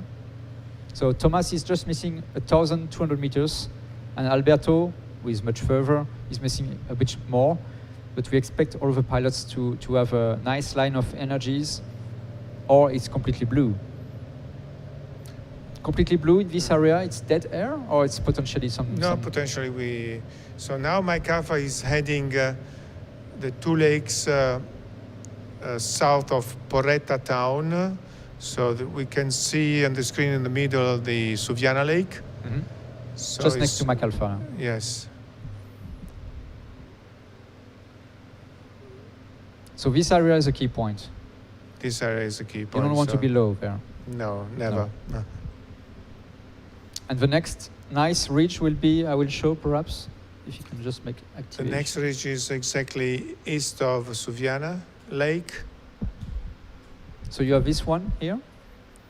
Yeah, this ridge, yes. And you have this one here? These are two usable ridges? No, not the second one, okay. really. So perhaps he will go to the highest one. Yeah. But he's making a bit of detour because perhaps he's following some lines. Yeah, some clouds. Yes. So as we saw before, the satellite image showed plenty of cumulus exactly in the area of Monte Cimone, Monte Abetone, which is south of Cimone, and along the ridge. And they were coming smaller and smaller in the direction of the second last turning point, so which is Futa Pass. 74 kilometers distance to do for Alberto Cironi. I think Golf Tango is like 10 kilometers behind. We will see that. Yeah, thank you for that. So yeah, even less than 10 kilometers. No, 10 kilometers behind. Much higher. Thomas Gostner, 2,400 meters. And also he chose to make it straight now. Mm-hmm. It's time to not follow anymore the ridge and make it straight. Because one thermal and then a good glide. Over. Yes, okay. Very close to the finish. Yeah. So it's not any more time to make some detour, except if something is really, really appealing. Yeah. Really appealing. Okay, so behind these two, with Thomas Gostner, we have Hermann Leuker from Germany. Almost the same altitude, 2,300 meters. So Golf Tango is a bit higher, but not so much. And behind, don't focus too much on the pilots on the left part of the screen. They are struggling. So John Gatfield, our special reporter, with some pictures yesterday, and Stefan Langer is also struggling. A difficult day for Stefan. Difficult days for all the top pilots in the ranking, overall ranking score. I'm sorry for them. But the race is now between Mike Alpha with gliding lower and lower. So I hope we will find some solution in the next minutes. But behind him, we have a really high Golf Tango and Hotel Lima, Hermann Leuker. So Thomas Gostner and Hermann Leuker. And behind this chasing group, we have the main group with Lukas Krabowski flying really high also. And Marek Savczuk with 2,500 meters. So the two Polish guys. So the Polish guys, Papa is he's a strong contender. In a good position. So if Alberto Cironi is making any mistake now, these guys will be back like this. Yeah, will be difficult. So I hope for Alberto that he's finding something in the next minutes. So we will follow him perhaps a while, just to have an idea where he's aiming now. If he has a nice solution with a ridge, and somewhere he can get some energy in the next minutes. So he's closing. He just passed the main lake. It's at the bottom right of the screen now. There is a second lake. And there is a small lake, yeah. So 1600 meters. You can see also the nice valley on the top right of the screen, which is the valley we used the day before, but we will not If go. you remember from the satellite image, the clouds cover were going to the east, mainly to the east, not to the southeast, so making a bend to the left side of the screen. So probably is doing that, following that line. So we are checking with Alberto Sironi. If you hear a bit of noise on my microphone, it's Yakovlev making some aerobatics on the airfield. Thank you guys for this. It's every day. It's really nice. We have a lot of fun with them. And the pilot, I don't know his name, but the pilot is really, really, really good. He's not as... The airplane is good to make aerobatics, but there are much better airplanes today. And he's making really, really clean aerobatics. So great pilots. So we are in this Grand Prix final, Series 11. You are in Pavullo, Italy, in the northwest part of the Apennines. Today the race was 250 kilometers, and they started just southwest of the airfield of Pavullo with a limited altitude of 1,800 meters. And they were aiming first to the northwest with a distance of 67 kilometers, 10.1 Berceto. And then there was a bit of a small lake to the northeast in the valley, where we had a bit of a drama with Sebastian Cava, who was leading the championship race, sorry. And we think he made a mistake programming his computer, flight computer, in the morning. So he's now in a big difficulty, and we don't know if he's making again still the race or if he canceled the race. Anyway, we are on the third leg, so we are aiming to the third turn point. This was the longest leg with 120 kilometers, almost 120. And for now, leading is Mike Alfa, so Alberto Sironi from Italy. He's flying 1,600 meters, I think. Yes, 1,600 meters. And he's closing to the next turn point. And he has just 66 kilometers to do before crossing the finish line. So he's a bit low for this crossing finish line. He needs a bit more energy, but he's in a good position. He's chased by some pilots who are quite a lot higher. So that's the difficulty for Alberto. He needs to find a good thermal now to be able to be not catched by the pilots who are behind. So behind this is Thomas Gostner from Italy with 2,100 meters altitude, and Hermann Leuker from Germany, also quite the same altitude. So these two pilots are in a good position to catch up Alberto Sironi if he is making now a mistake in the next minutes. Behind this group, we have a real big chasing group with a lot of pilots together. So perhaps you can see that on the screen. Thank you, Sebastian. So we have a group with Marek Sawczuk from Poland, with Lukas Grabowski from Poland, with Peter Krajewik from Czech Republic, and with Eric Borgman, also from Netherlands. So Eric Borgman and Lukas Grabowski, sorry, are in a position. Perhaps they can, if they win today, they could be world champions. So for now, there is a kind of a race in the race with this chasing group, but they will have some difficulty to perhaps reach back the group of Thomas Gostner, who is really high now. We lost for now Stefan Langer. He made a bit of mistake joining the Monte Cimeno. Cimone? Sorry, Cimone. So Stefan is in a bit of difficulty now, and he has to be back on the race to perhaps protect his world title. If Alberto Sironi is winning today, I think Alberto is world champion. We'll have to check in the next minute when we have a bit of time, but we will make some calculations. We can focus now on Alberto, perhaps, because he's closer and closer to a turn point 2. Alberto, yeah, closer, please. I just want to have an idea what he's aiming for. So 1,500 meters. Still okay. But it's a long ride, and with, I would say, nothing, not for the ground, but nothing for energy. But on the turning point, or beside the turning point, he could climb. Okay, so you think the idea yesterday they climbed in that area. It's not really very strong, but it could be. I think he has to do this, while Thomas Gostner will fly to the turning point and coming easily back. So you can, if we can focus on Thomas Gostner to have a view from what we he's can also following. see the distance from the turning point. Yeah. So Thomas has 65 kilometers to do, which means he's at 12 kilometers from the turn points now. Right, and he's following much more of the main ridges. They are not big ridges, but he's following much more of the main ridges. And if you go a bit behind with Hermann Leuker, the German pilots with Thomas Gostner, I think. Yeah, so Hermann is a bit behind with the same altitude as Thomas. So Thomas is in a good position. And we can see that the group behind was led by Lukas Grabowski from Poland. He's now pushing and pushing. They have some extra altitude.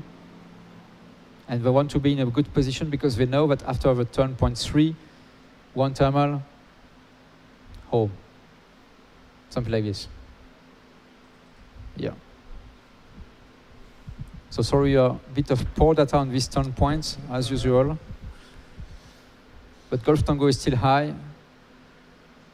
And even the chasing group is still trying to get more altitude before going to this turn point. Nobody wants to make a mistake on this turn point, and especially after the turn point coming back, they all want to be just able to glide, and then the next thermal, but easy, not low, and then rushing to the finish line. You think the highest guy will be able to just turn and go straight to the track for the next turn point? I think so. At least reaching some clouds. Because on foot I don't expect much. But Mike Alpha is not very high. So I think he will try the ridge exactly. Now you see is heading north over this forest from the top. It looks like a forest, but it's a ridge. And he has 1 or 2 Ks to fly straight. And maybe he climbs just close to the peak. Okay, so Alberto Sironi from Italy just made the third turn point. He's the first and leading for now. But behind him we have Golf Tango, Thomas Gostner from Italy also.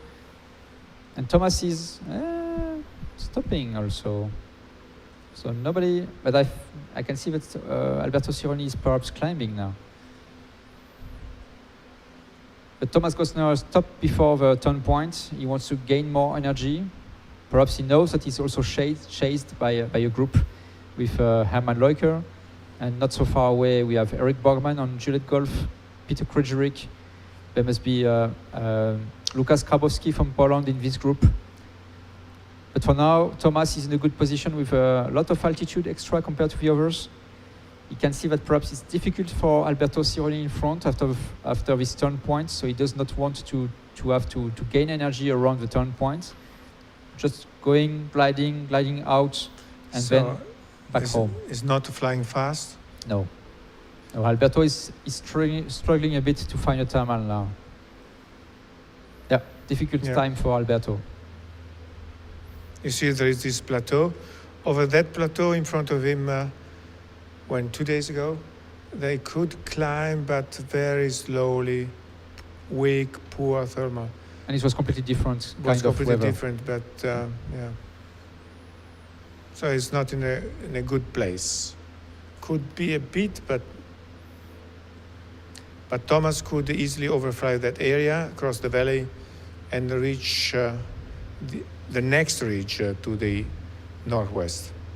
I'm quite impressed because Thomas, when you talk to Thomas, he's always talking about pushing.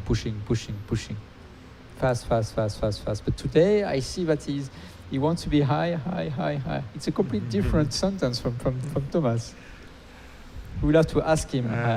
I hope he will win the day. Yeah. He learned the lesson probably of yesterday. Finally. No, Thomas is really, again, I call them the musketeers. These kind of pilots, they are not here to wait for the others. No, never. They will push. He's making also a race with cars, so perhaps that's why he's this kind of pilot pushing, because the mindset in a car is completely different from a glider. There are some parallel, but there are also some really different way of thinking. But look, Thomas Golf Tango got a good line because he climbed flying straight, you see? No, he's climbing, he's circling now. Oh, he's circling, okay. And Mike Alpha Alberto Sironi has quite a bad time now. He needs to find a solution to find a climb. But clearly, yeah, he's following for now this kind of plateau. Yeah, it's the right sun side. The slope is not steep. So we will see he has to do something, as you said, for cover something magic. He's pulling now, getting energy. Perhaps we'll try to circle. No, next one. When you see these kind of numbers changing up, down, you have to imagine also that if you have a bit of extra speed in the glider and you pull, you gain altitude. You lose energy, but you gain altitude. So you lose speed, and then you can push again. So this kind of, I transform speed in altitude, and I can transform altitude in speed. But for now, he did not find any right area to climb. So let's focus on the Golf Tango. Yeah, because Thomas Gostner is just missing 400 meters to make it to the finish. And he's in a good position. He's really high, 2,200 meters in this area. Yeah. So all this group with Golf Tango, Thomas Gostner, they want to invest time. You can see Eric Borgman below, Hermann Leuker. They all want to invest a bit of time here to be sure that something can be okay. And Stefan Langer is behind. And when I count how many pilots I have here, so Mike Alpha, Golf Tango, Hotel Lima, Juliet Golf, Papa, I think the 12 is here, and Max Sierra, so we have at least 7 pilots. So Stefan Langer can be perhaps 8 or 9 if he's able to join this group. And then he knows that he can make 1 or 2 points, which could save his title for tonight. We will see that. Again, I will make some calculation in the next minute. So Stefan Langer, who is behind the chasing group. Yeah, the difficulty will be there are some pilots joining this group. So the fun, yeah, with Dirk Windmüller and perhaps Yankee Oscar, John Catfield. So difficult day again for Stefan Langer. You saw difficult day for Sebastian Kawa before. You saw difficult day for Sri Victor Tilo-Legaus before also. I think we lost all the top pilots except for now Stefan Langer, still in the race but struggling. Yeah. Oh, and Mike Alpha Alberto Sironi now still the leader of the race, but way lower compared to the chasing group. He's not climbing. He's climbing. He's climbing. Finally, a bit of a relief. Okay, let's go back to Golf Tango, the chasing group. Golf Tango and Hermann Leuker, so Thomas Gostner from Italy and Hermann Leuker from Germany. They are closing to the 3rd turn point. I would say the final turn point. The next one is just a control point, so it's just a detour to make it a nice way to land and make the finish line. So this group is chasing Alberto Sironi, Mike Alpha, who is on the left part of the screen, but lower, and trying to find a way to gain altitude. And Thomas Gostner and Hermann Leuker, they are just missing 490 meters to make it safe to go back to a finish line. So this group, if you can zoom a bit, is chased by a lot of pilots who are able also to make a detour on the highest peaks and gain altitude. So we have Golf Tango, we have Hotel Lima, Hermann Leuker, we have Marek Stavzuk on Mike Sierra, we have Juliet Golf with Eric Borgman from Netherlands, we have a 12, Peter Krujeric from Czech Republic.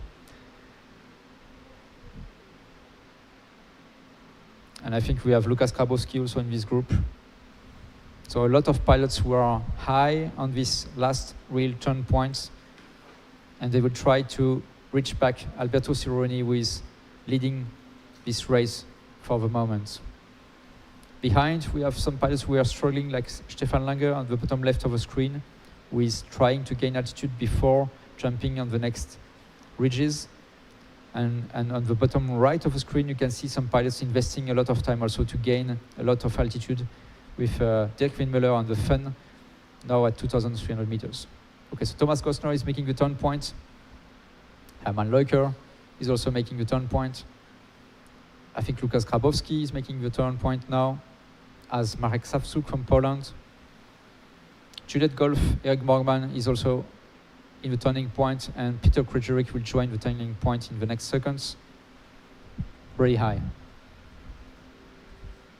No big issue for these pilots. And Alberto is climbing. Yeah, slowly it increased. At the beginning it was very, very weak. Now it's trying to get, but I think very, very soon Golf Tango will be the leader. Yes. So we'll see in the next 2 minutes if the strength of the thermal, where Alberto Sironi is now climbing, circling, waiting, gaining energy, if it's enough to avoid this group of pilots coming from above and behind, chasing him. It's roughly, the difference is 250 meters from Mike Alpha, from the gaggle or the racer behind him. And the chasing group will not take the same route as Alberto Sironi. They want to join again where they made the last spot to gain energy. Yes, they are heading again the Porretta Valley, so where the lakes are, and try to get the last thermal.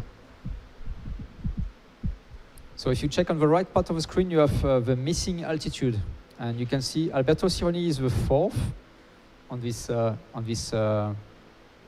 information, and he is missing 560 meters, which is quite the same as the chasing group. But the chasing group is perhaps going to a much more positive area with more energy. It could be, it could be. So Stefan Langer is still in the race, but he's way behind, and we are not sure he's still in the points for now. So he's not in the best position to protect his title tonight. We will see that. His potential title. He's not a world champion title in row, but he could be the winner for tonight. We will see that in the next minute.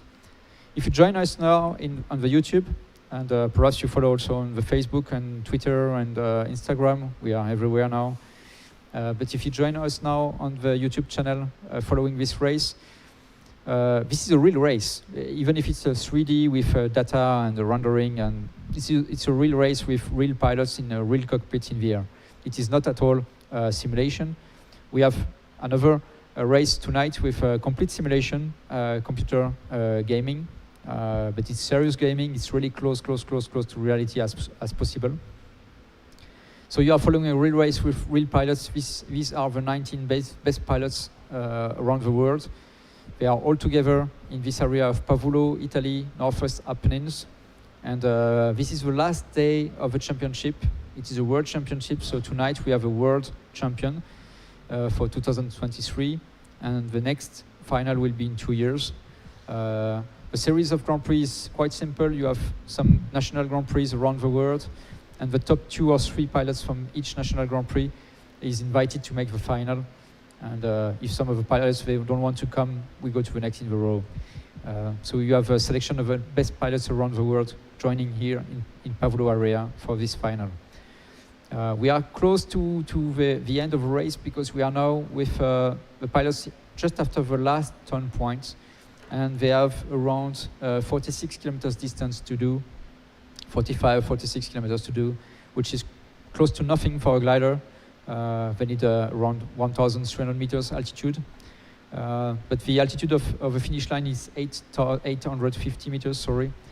So you have to add this 800 meters and 50 meters to the amount of energy they need to use to make the final glide. And it is really tight because Mike Alpha, so on the right part of the screen, Alberto Sironi from Italy, was able to pull out from the group of pilots on the third leg, going from the northwest to the southeast. And but he was a bit low on the last turn points, and he was struggling a bit. And behind him, we have Golf Tango with Thomas Gostner, also from Italy. And behind Gostner, we have Juliet Golf, Eric Markman from Netherlands. And these pilots are now trying to push to be able to reach back Alberto Sironi. But Alberto is, perhaps he has a line of energy. I don't know if he tried to reach something. Yes, in the last 5Ks, he could better glide than Golf Tango. And so he has, I would say he's leading. Yeah, I think so. Yes, now, yes. I think so. Yeah. If you check on the right part of the screen, you have a big table and you can check how much altitude they are missing. This is a minus something. So they are missing a bit of altitude. When the minus will be out, they will be ready to just use the energy and go home. So for now, Alberto Sironi is missing 300 meters altitude. But if he's in a line of energy, this can be really fast to be completely done. Golf Tango, so Thomas Gosner is missing 400 meters. So he's a bit behind and he's still missing a bit more altitude. So I think it's really tight for now, these two pilots. And the distance is 4 kilometers distance between these two pilots. So Mike Alpha, Alberto Sironi has just 31 kilometers to do, and Thomas Gosner 35 kilometers. And Thomas is now circling. So for sure Thomas is missing a bit of altitude, he knows that, and perhaps he does not have a nice line of cumulus in front of him. And Alberto is also circling. Tight finish, and I think Eric Borgman will join in the next seconds below Thomas Gosner. And I saw that the Polish guys, so Papa, the bottom left, is a bit higher compared to Juliet Golf, and he will join also below Golf Tango in the next minute. We have a nice finish. Oh, Thomas is climbing good. Thomas is climbing good.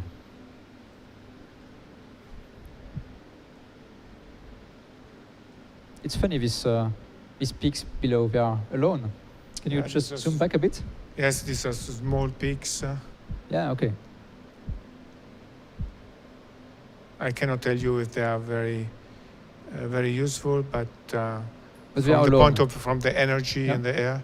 It's good. So this is typical. But it seems to work. Yeah, typical hotspot sometimes with this kind of peaks just alone in a wide valley or on a wide plateau, and this can help. And we can see that Thomas Gosner had a good lift. And already, if you check again, okay, we are with Alberto Sironi, who we think is still leading, but a bit short of energy. And if you can check on the right part of the screen, again, this table, you can see that some pilots now, they are in the positive numbers. So Hermann Leuker from Germany, Marek Savcuk from Poland, Peter Krejcik now is joining with positive numbers. So all these pilots are now with positive numbers. So they are just able to glide. They don't need any more to climb. They should be able to join the finish line with no problem, but they are a bit behind. So we are in this final leg before the control points. And still, Alberto Sironi is leading this race, and is followed at quite the same altitude by Thomas Gosner. They have 3 kilometers difference between the two pilots. And behind them, there is a chasing group with Juliet Golf, Eric Borgman from Netherlands. And we will see in the next minute if Alberto Sironi is able to have enough energy to make the final. He is missing just 130 meters. And his number is going down and down and down and down in a good way. So a few seconds ago, 130, now he's missing just 100 meters. So Alberto Sironi from Italy, followed by Golf Tango, Thomas Gosner. So Alberto is pulling and perhaps using a bit of lift here. He tries to find the best line of energy. It's not easy.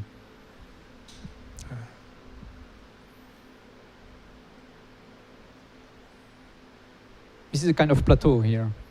Yes, yes. Nothing really clear where you can go to find some energy.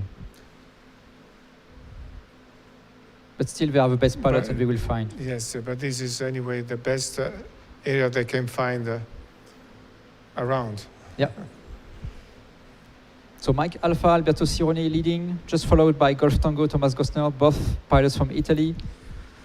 Behind them, you have Juliet Golf, Eric Borgman from Netherlands with 1,300 meters. So they are still missing a bit of altitude, all these pilots. We think that Papa, perhaps, so Lukas Grabowski from Poland is in a better place with 1400 meters. We will see that in the next minute. And behind them, we have really, really high pilots. Maloika from Germany, bottom left of the screen, and Peter Krujerik from Czech Republic, more than 2000 meters. So these pilots normally, they don't need any more energy. They will just have to glide.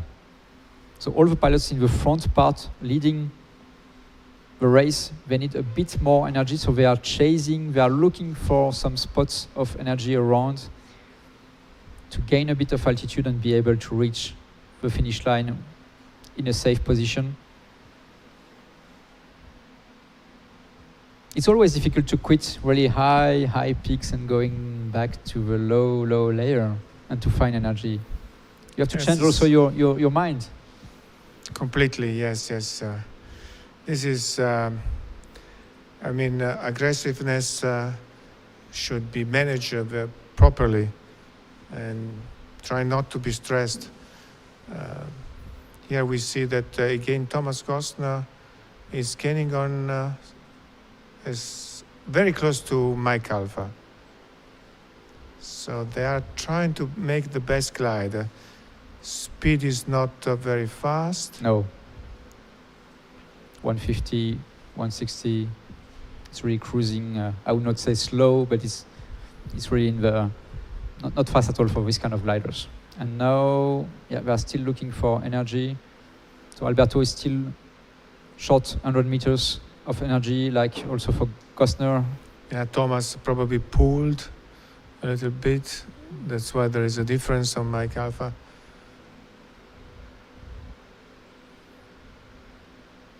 Thomas Gostner is gaining a bit of energy, so now he's missing just 70 meters. Alberto still missing 100 meters of energy. They have still one valley to cross, and then the plateau, turning point, and then home. So they would be happy to gain a bit of energy before. Yes, I see something like this next to me. So I think all these pilots, they are looking for something a bit better. So difficult time. Again, we are really close to the finish line now. And we are still in a need of a bit of energy, which is a bit stressful in the cockpit, I can tell you. Golf Tango is almost to zero. Yes, Golf Tango is now in a good position, I think. So if you go back a bit, and Golf Tango is even circling now. He wants to be in a more safe position. And Alberto Sirone is also perhaps in a nice, there is a small slope on the plateau, and I think he wants to follow this. Yeah. So behind Golf Tango, I could see Juliet Golf, Eric Borgman joining, I think, Golf Tango for the last small thermal. Yeah, Golf Tango is now okay. Lukas Grabowski, bottom left of the screen, is looking for an area to gain also energy. Juliet Golf, bottom right of the screen. Eric Borgman he will join where Golf Tango was a few minutes ago circling. Everybody is looking for a bit of energy. Mm-hmm. Just a bit, just a little bit of energy, please. Okay, Thomas Gostner is missing 20 meters altitude. Wow, also Yankee Oscar, John Getfield from England. It's way behind, but high. Yeah. We have a bunch of pilots, a group of pilots behind, and they are all high. And they know that if these pilots are making a mistake now, we can make a win. Still possible.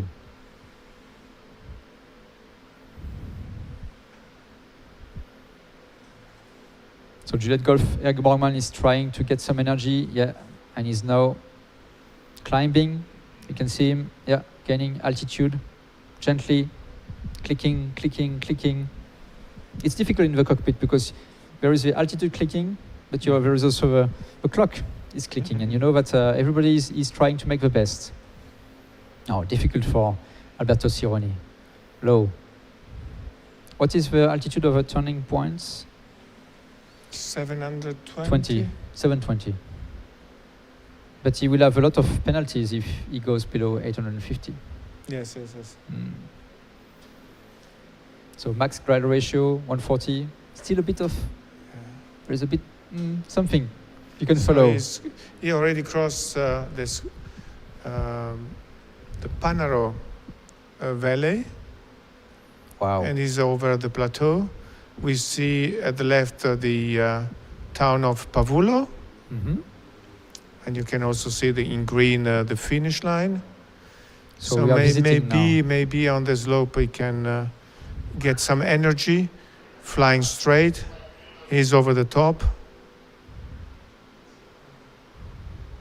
So he's flying anyway safe. He could anyway land at Pavullo Airport. He's pulling now, a bit of energy coming from the land.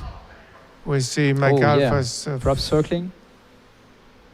947, 946, really tight. If you can go to Thomas Gostner, just to check if it's joining, and perhaps Thomas Gostner is a bit higher, so yeah, I think he will be able perhaps to catch up Alberto Sironi. Yeah, he will have 100 meters advantage perhaps. And Alberto is climbing. Woohoo! Wow. Yeah, that's just impressive. Again, they are safe, these pilots. It's no problem, safety issue. The airfield is just next to the green part you can see on the left part of the screen, so no issue at all. But they are just, yeah, it must be very impressive in the cockpit because you are low, low, low, and the terrain is not going lower. It's just, you can just follow the terrain. Again, the turn point is at 720 meters altitude, and V is flying 970 now. So we have still 250 meters above the ground, which is way okay. But still, there is a bit of stress in the cockpit when you do things like this. Okay, so we can zoom on Golf Tango and Mike Alpha just to check who will win, I think, because we have these two guys. It's nice, Italy. Mm-hmm. The two Italian pilots together. And I think Mr. Thomas Gostner will be a bit higher. A bit higher. He has only to pull. Yep. Gain altitude and go to the turning point. Yes. But because it's higher, maybe it turns anyway, knowing that Mike Alpha could be second. We will see. So Thomas Gostner is pulling and going. Yeah, definitely. Pulling and going. Yeah, because he has, let's say, 30 meters on average over the glide path. And Alberto is now quitting also the thermal. He thinks he has enough altitude, even if he's on the calculation, he's short 27 meters. Okay, 600 meters between the two pilots. Golf Tango with a bit higher energy. He was just able to pull. You saw this kind of, okay, I'm pulling above you, you're circling, but no, I have enough energy, I go. So nice move. It's really tight when you think about how much altitude more Golf Tango had a few minutes ago. It was 2,000 meters and Mike Alpha was 1,500, but still they had to make quite a detour, these higher pilots, and it's really, really tight now.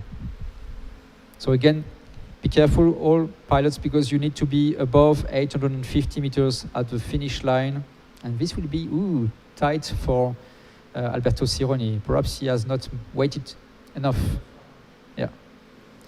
For Golf Tango, it seems to be okay, but Alberto is flying slow, so he has not a lot of energy. Okay, control points on the Mirage factory, who is making you told me Fayence? No. Mirage. Yeah, Mirage, they are making which what products? do you mean? The products they are making? Ceramics. Ceramics, sorry. Ceramics factory is a big one. So Golf Tango, Thomas Gostner on the control point, 906 meters. And they have still 6 kilometers to do. Not easy. So he gained some altitude, so he's gliding well, Golf Tango. Alberto Sironi just 884 meters on the control point. And because of the small delay, he should be already here. Yeah, if we have so. a camera outside on the airfield. I don't know if you have a camera outside to get the finish of these pilots in the next minute. But for sure, the people in Pavullo, they will see that glider over their roofs. Whoa, whoa, whoa.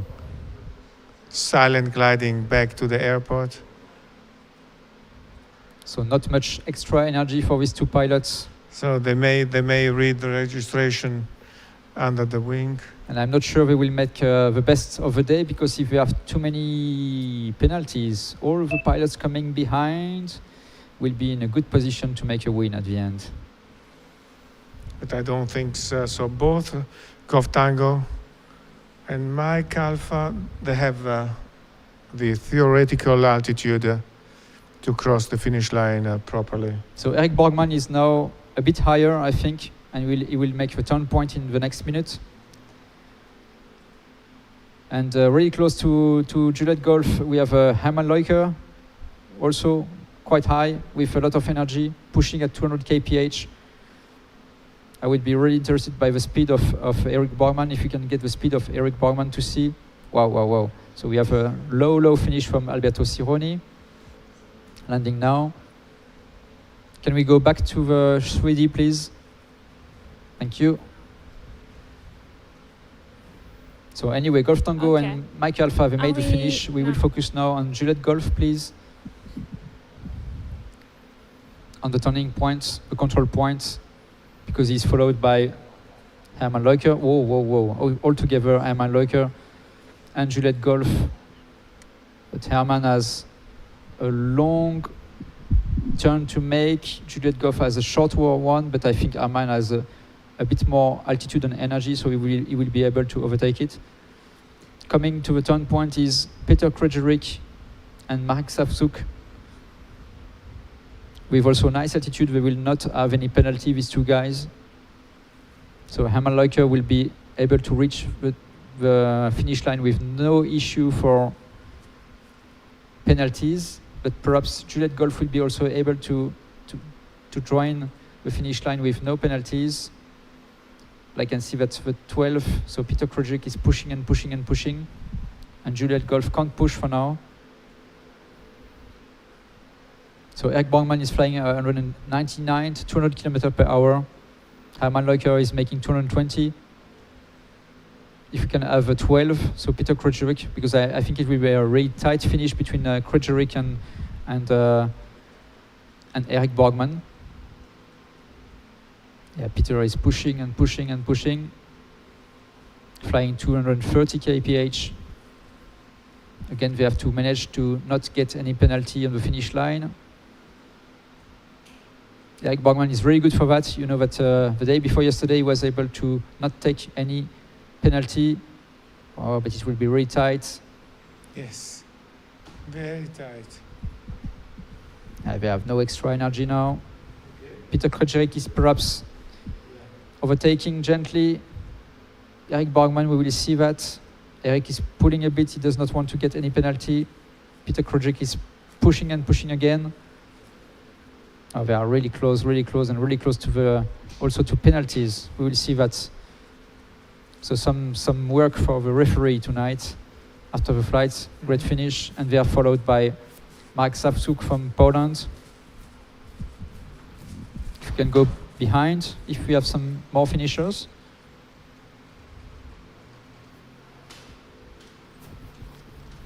I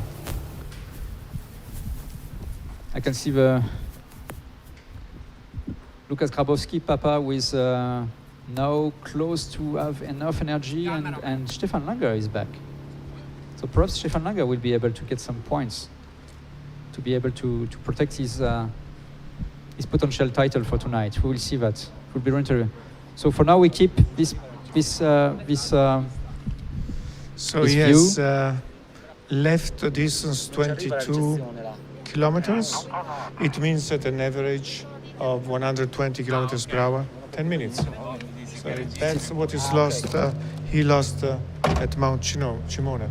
And still, with 10 minutes, even if the two Italian guys they've got 5 minutes penalty, they will be in front of him. Yeah. So behind this group, we have the Fun and Yankee Oscar. So Dirk Windmüller from Germany and John Gatfield from UK, with enough energy to reach the finish line. So we will be before this group of Stefan Langer. So I think today will be a 0 point for Stefan, except if we have really, really heavy penalties, but it will be very difficult. but I'm not sure if Alberto Sironi will be able to make a complete win with 11 points, which was for him a title. We will see that with a referee, with penalties.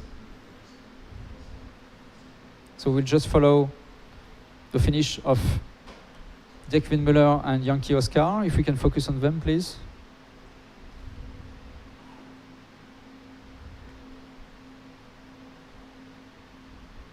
So again, Dirk Windmuller won the German Grand Prix to make his selection to come to this final Grand Prix. And John Gatfield, who made many Grand Prix in the past. And he finally had a wild card on the last minute to come also and join this championship. So no worry for them. They have 1,300 meters altitude, so enough energy to make the last control point.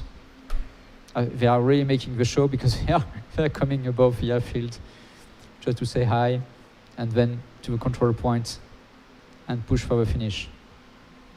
Mm-hmm. So how many pilots, Sebastian, made the task for now? I can see Juliet Golf, Sierra Delta. He showed me seven fingers. 7. So the top 7, plus these 2 pilots, top 9. So I think we have all the finishers for today, yeah. So we will have to close at one end this race and this championship. You will have some highlights coming from the day, highlights coming from all the race of all the days in Pavullo. But I think we need a bit of time to check all the files before we can claim any final results. Tonight there will be a prize giving ceremony, at 9 p.m. local time. I don't think it will be on live, but we will see that. And we will be able to claim the final scoring for today in the next minutes. And to have also a world title we can claim in the next hours. Perhaps some penalty will be also, some pilots will make some protests, we will see that. Perhaps a long day for the referee of this championship. Thank you, Stefano, for all the help during this race. It was really important for us to have all the local knowledge, to have more hints about what is going on in the cockpit and why they are doing this. And I hope you enjoy this crazy race. I was not expecting this kind of bump again. It was really bumpy with Sebastian It was Kawa. Amazing to see our race coming up and down more times during these days. We had different weather conditions to manage, and I hope that everybody was anyway happy to be here in Pavullo, and we will, as Benjamin said, the prize giving in downtown Pavullo, cioè cerimonia di chiusura alle 21 di stasera in Piazza della Chiesa a Pavullo, dove vi aspettiamo tutti. Yes, we welcome all the local That was the message here. for our people here, local please, people in Pavullo. Pavullo. Because these pilots, they will have a lot to talk now to explain why and what and where. We know these kind of stories, and we like to hear these kind of stories. Again, thank you, all the followers. Go to this website, SGP, we will show you in the next minute. Yes, go to this website and check everything. We have a lot of story to talk about. Again, I think we will have a lot of story to talk after this championship also. And you will see the next series coming for next year with qualifying events in the next month. We are making the list in the next weeks with all the organizers to organize this qualifying national Grand Prix. You pilots, you can join a national Grand Prix even if it's not in your nation. I insist. If you are French and there is a German Grand Prix, you can go to a German Grand Prix. There are some rules. Only the best pilots applying will get a place to fly this Grand Prix, but still you can go in your different place. It's no problem.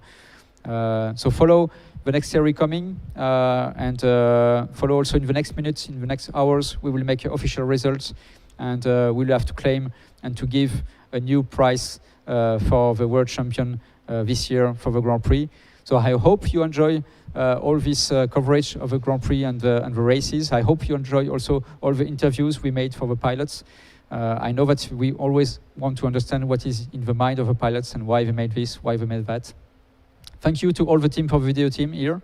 It was a real pleasure to work with the team here in Pavullo. And perhaps we will meet again for our next Grand Prix in Pavullo or in Varese, these kind of places we do usually for Grand Prix.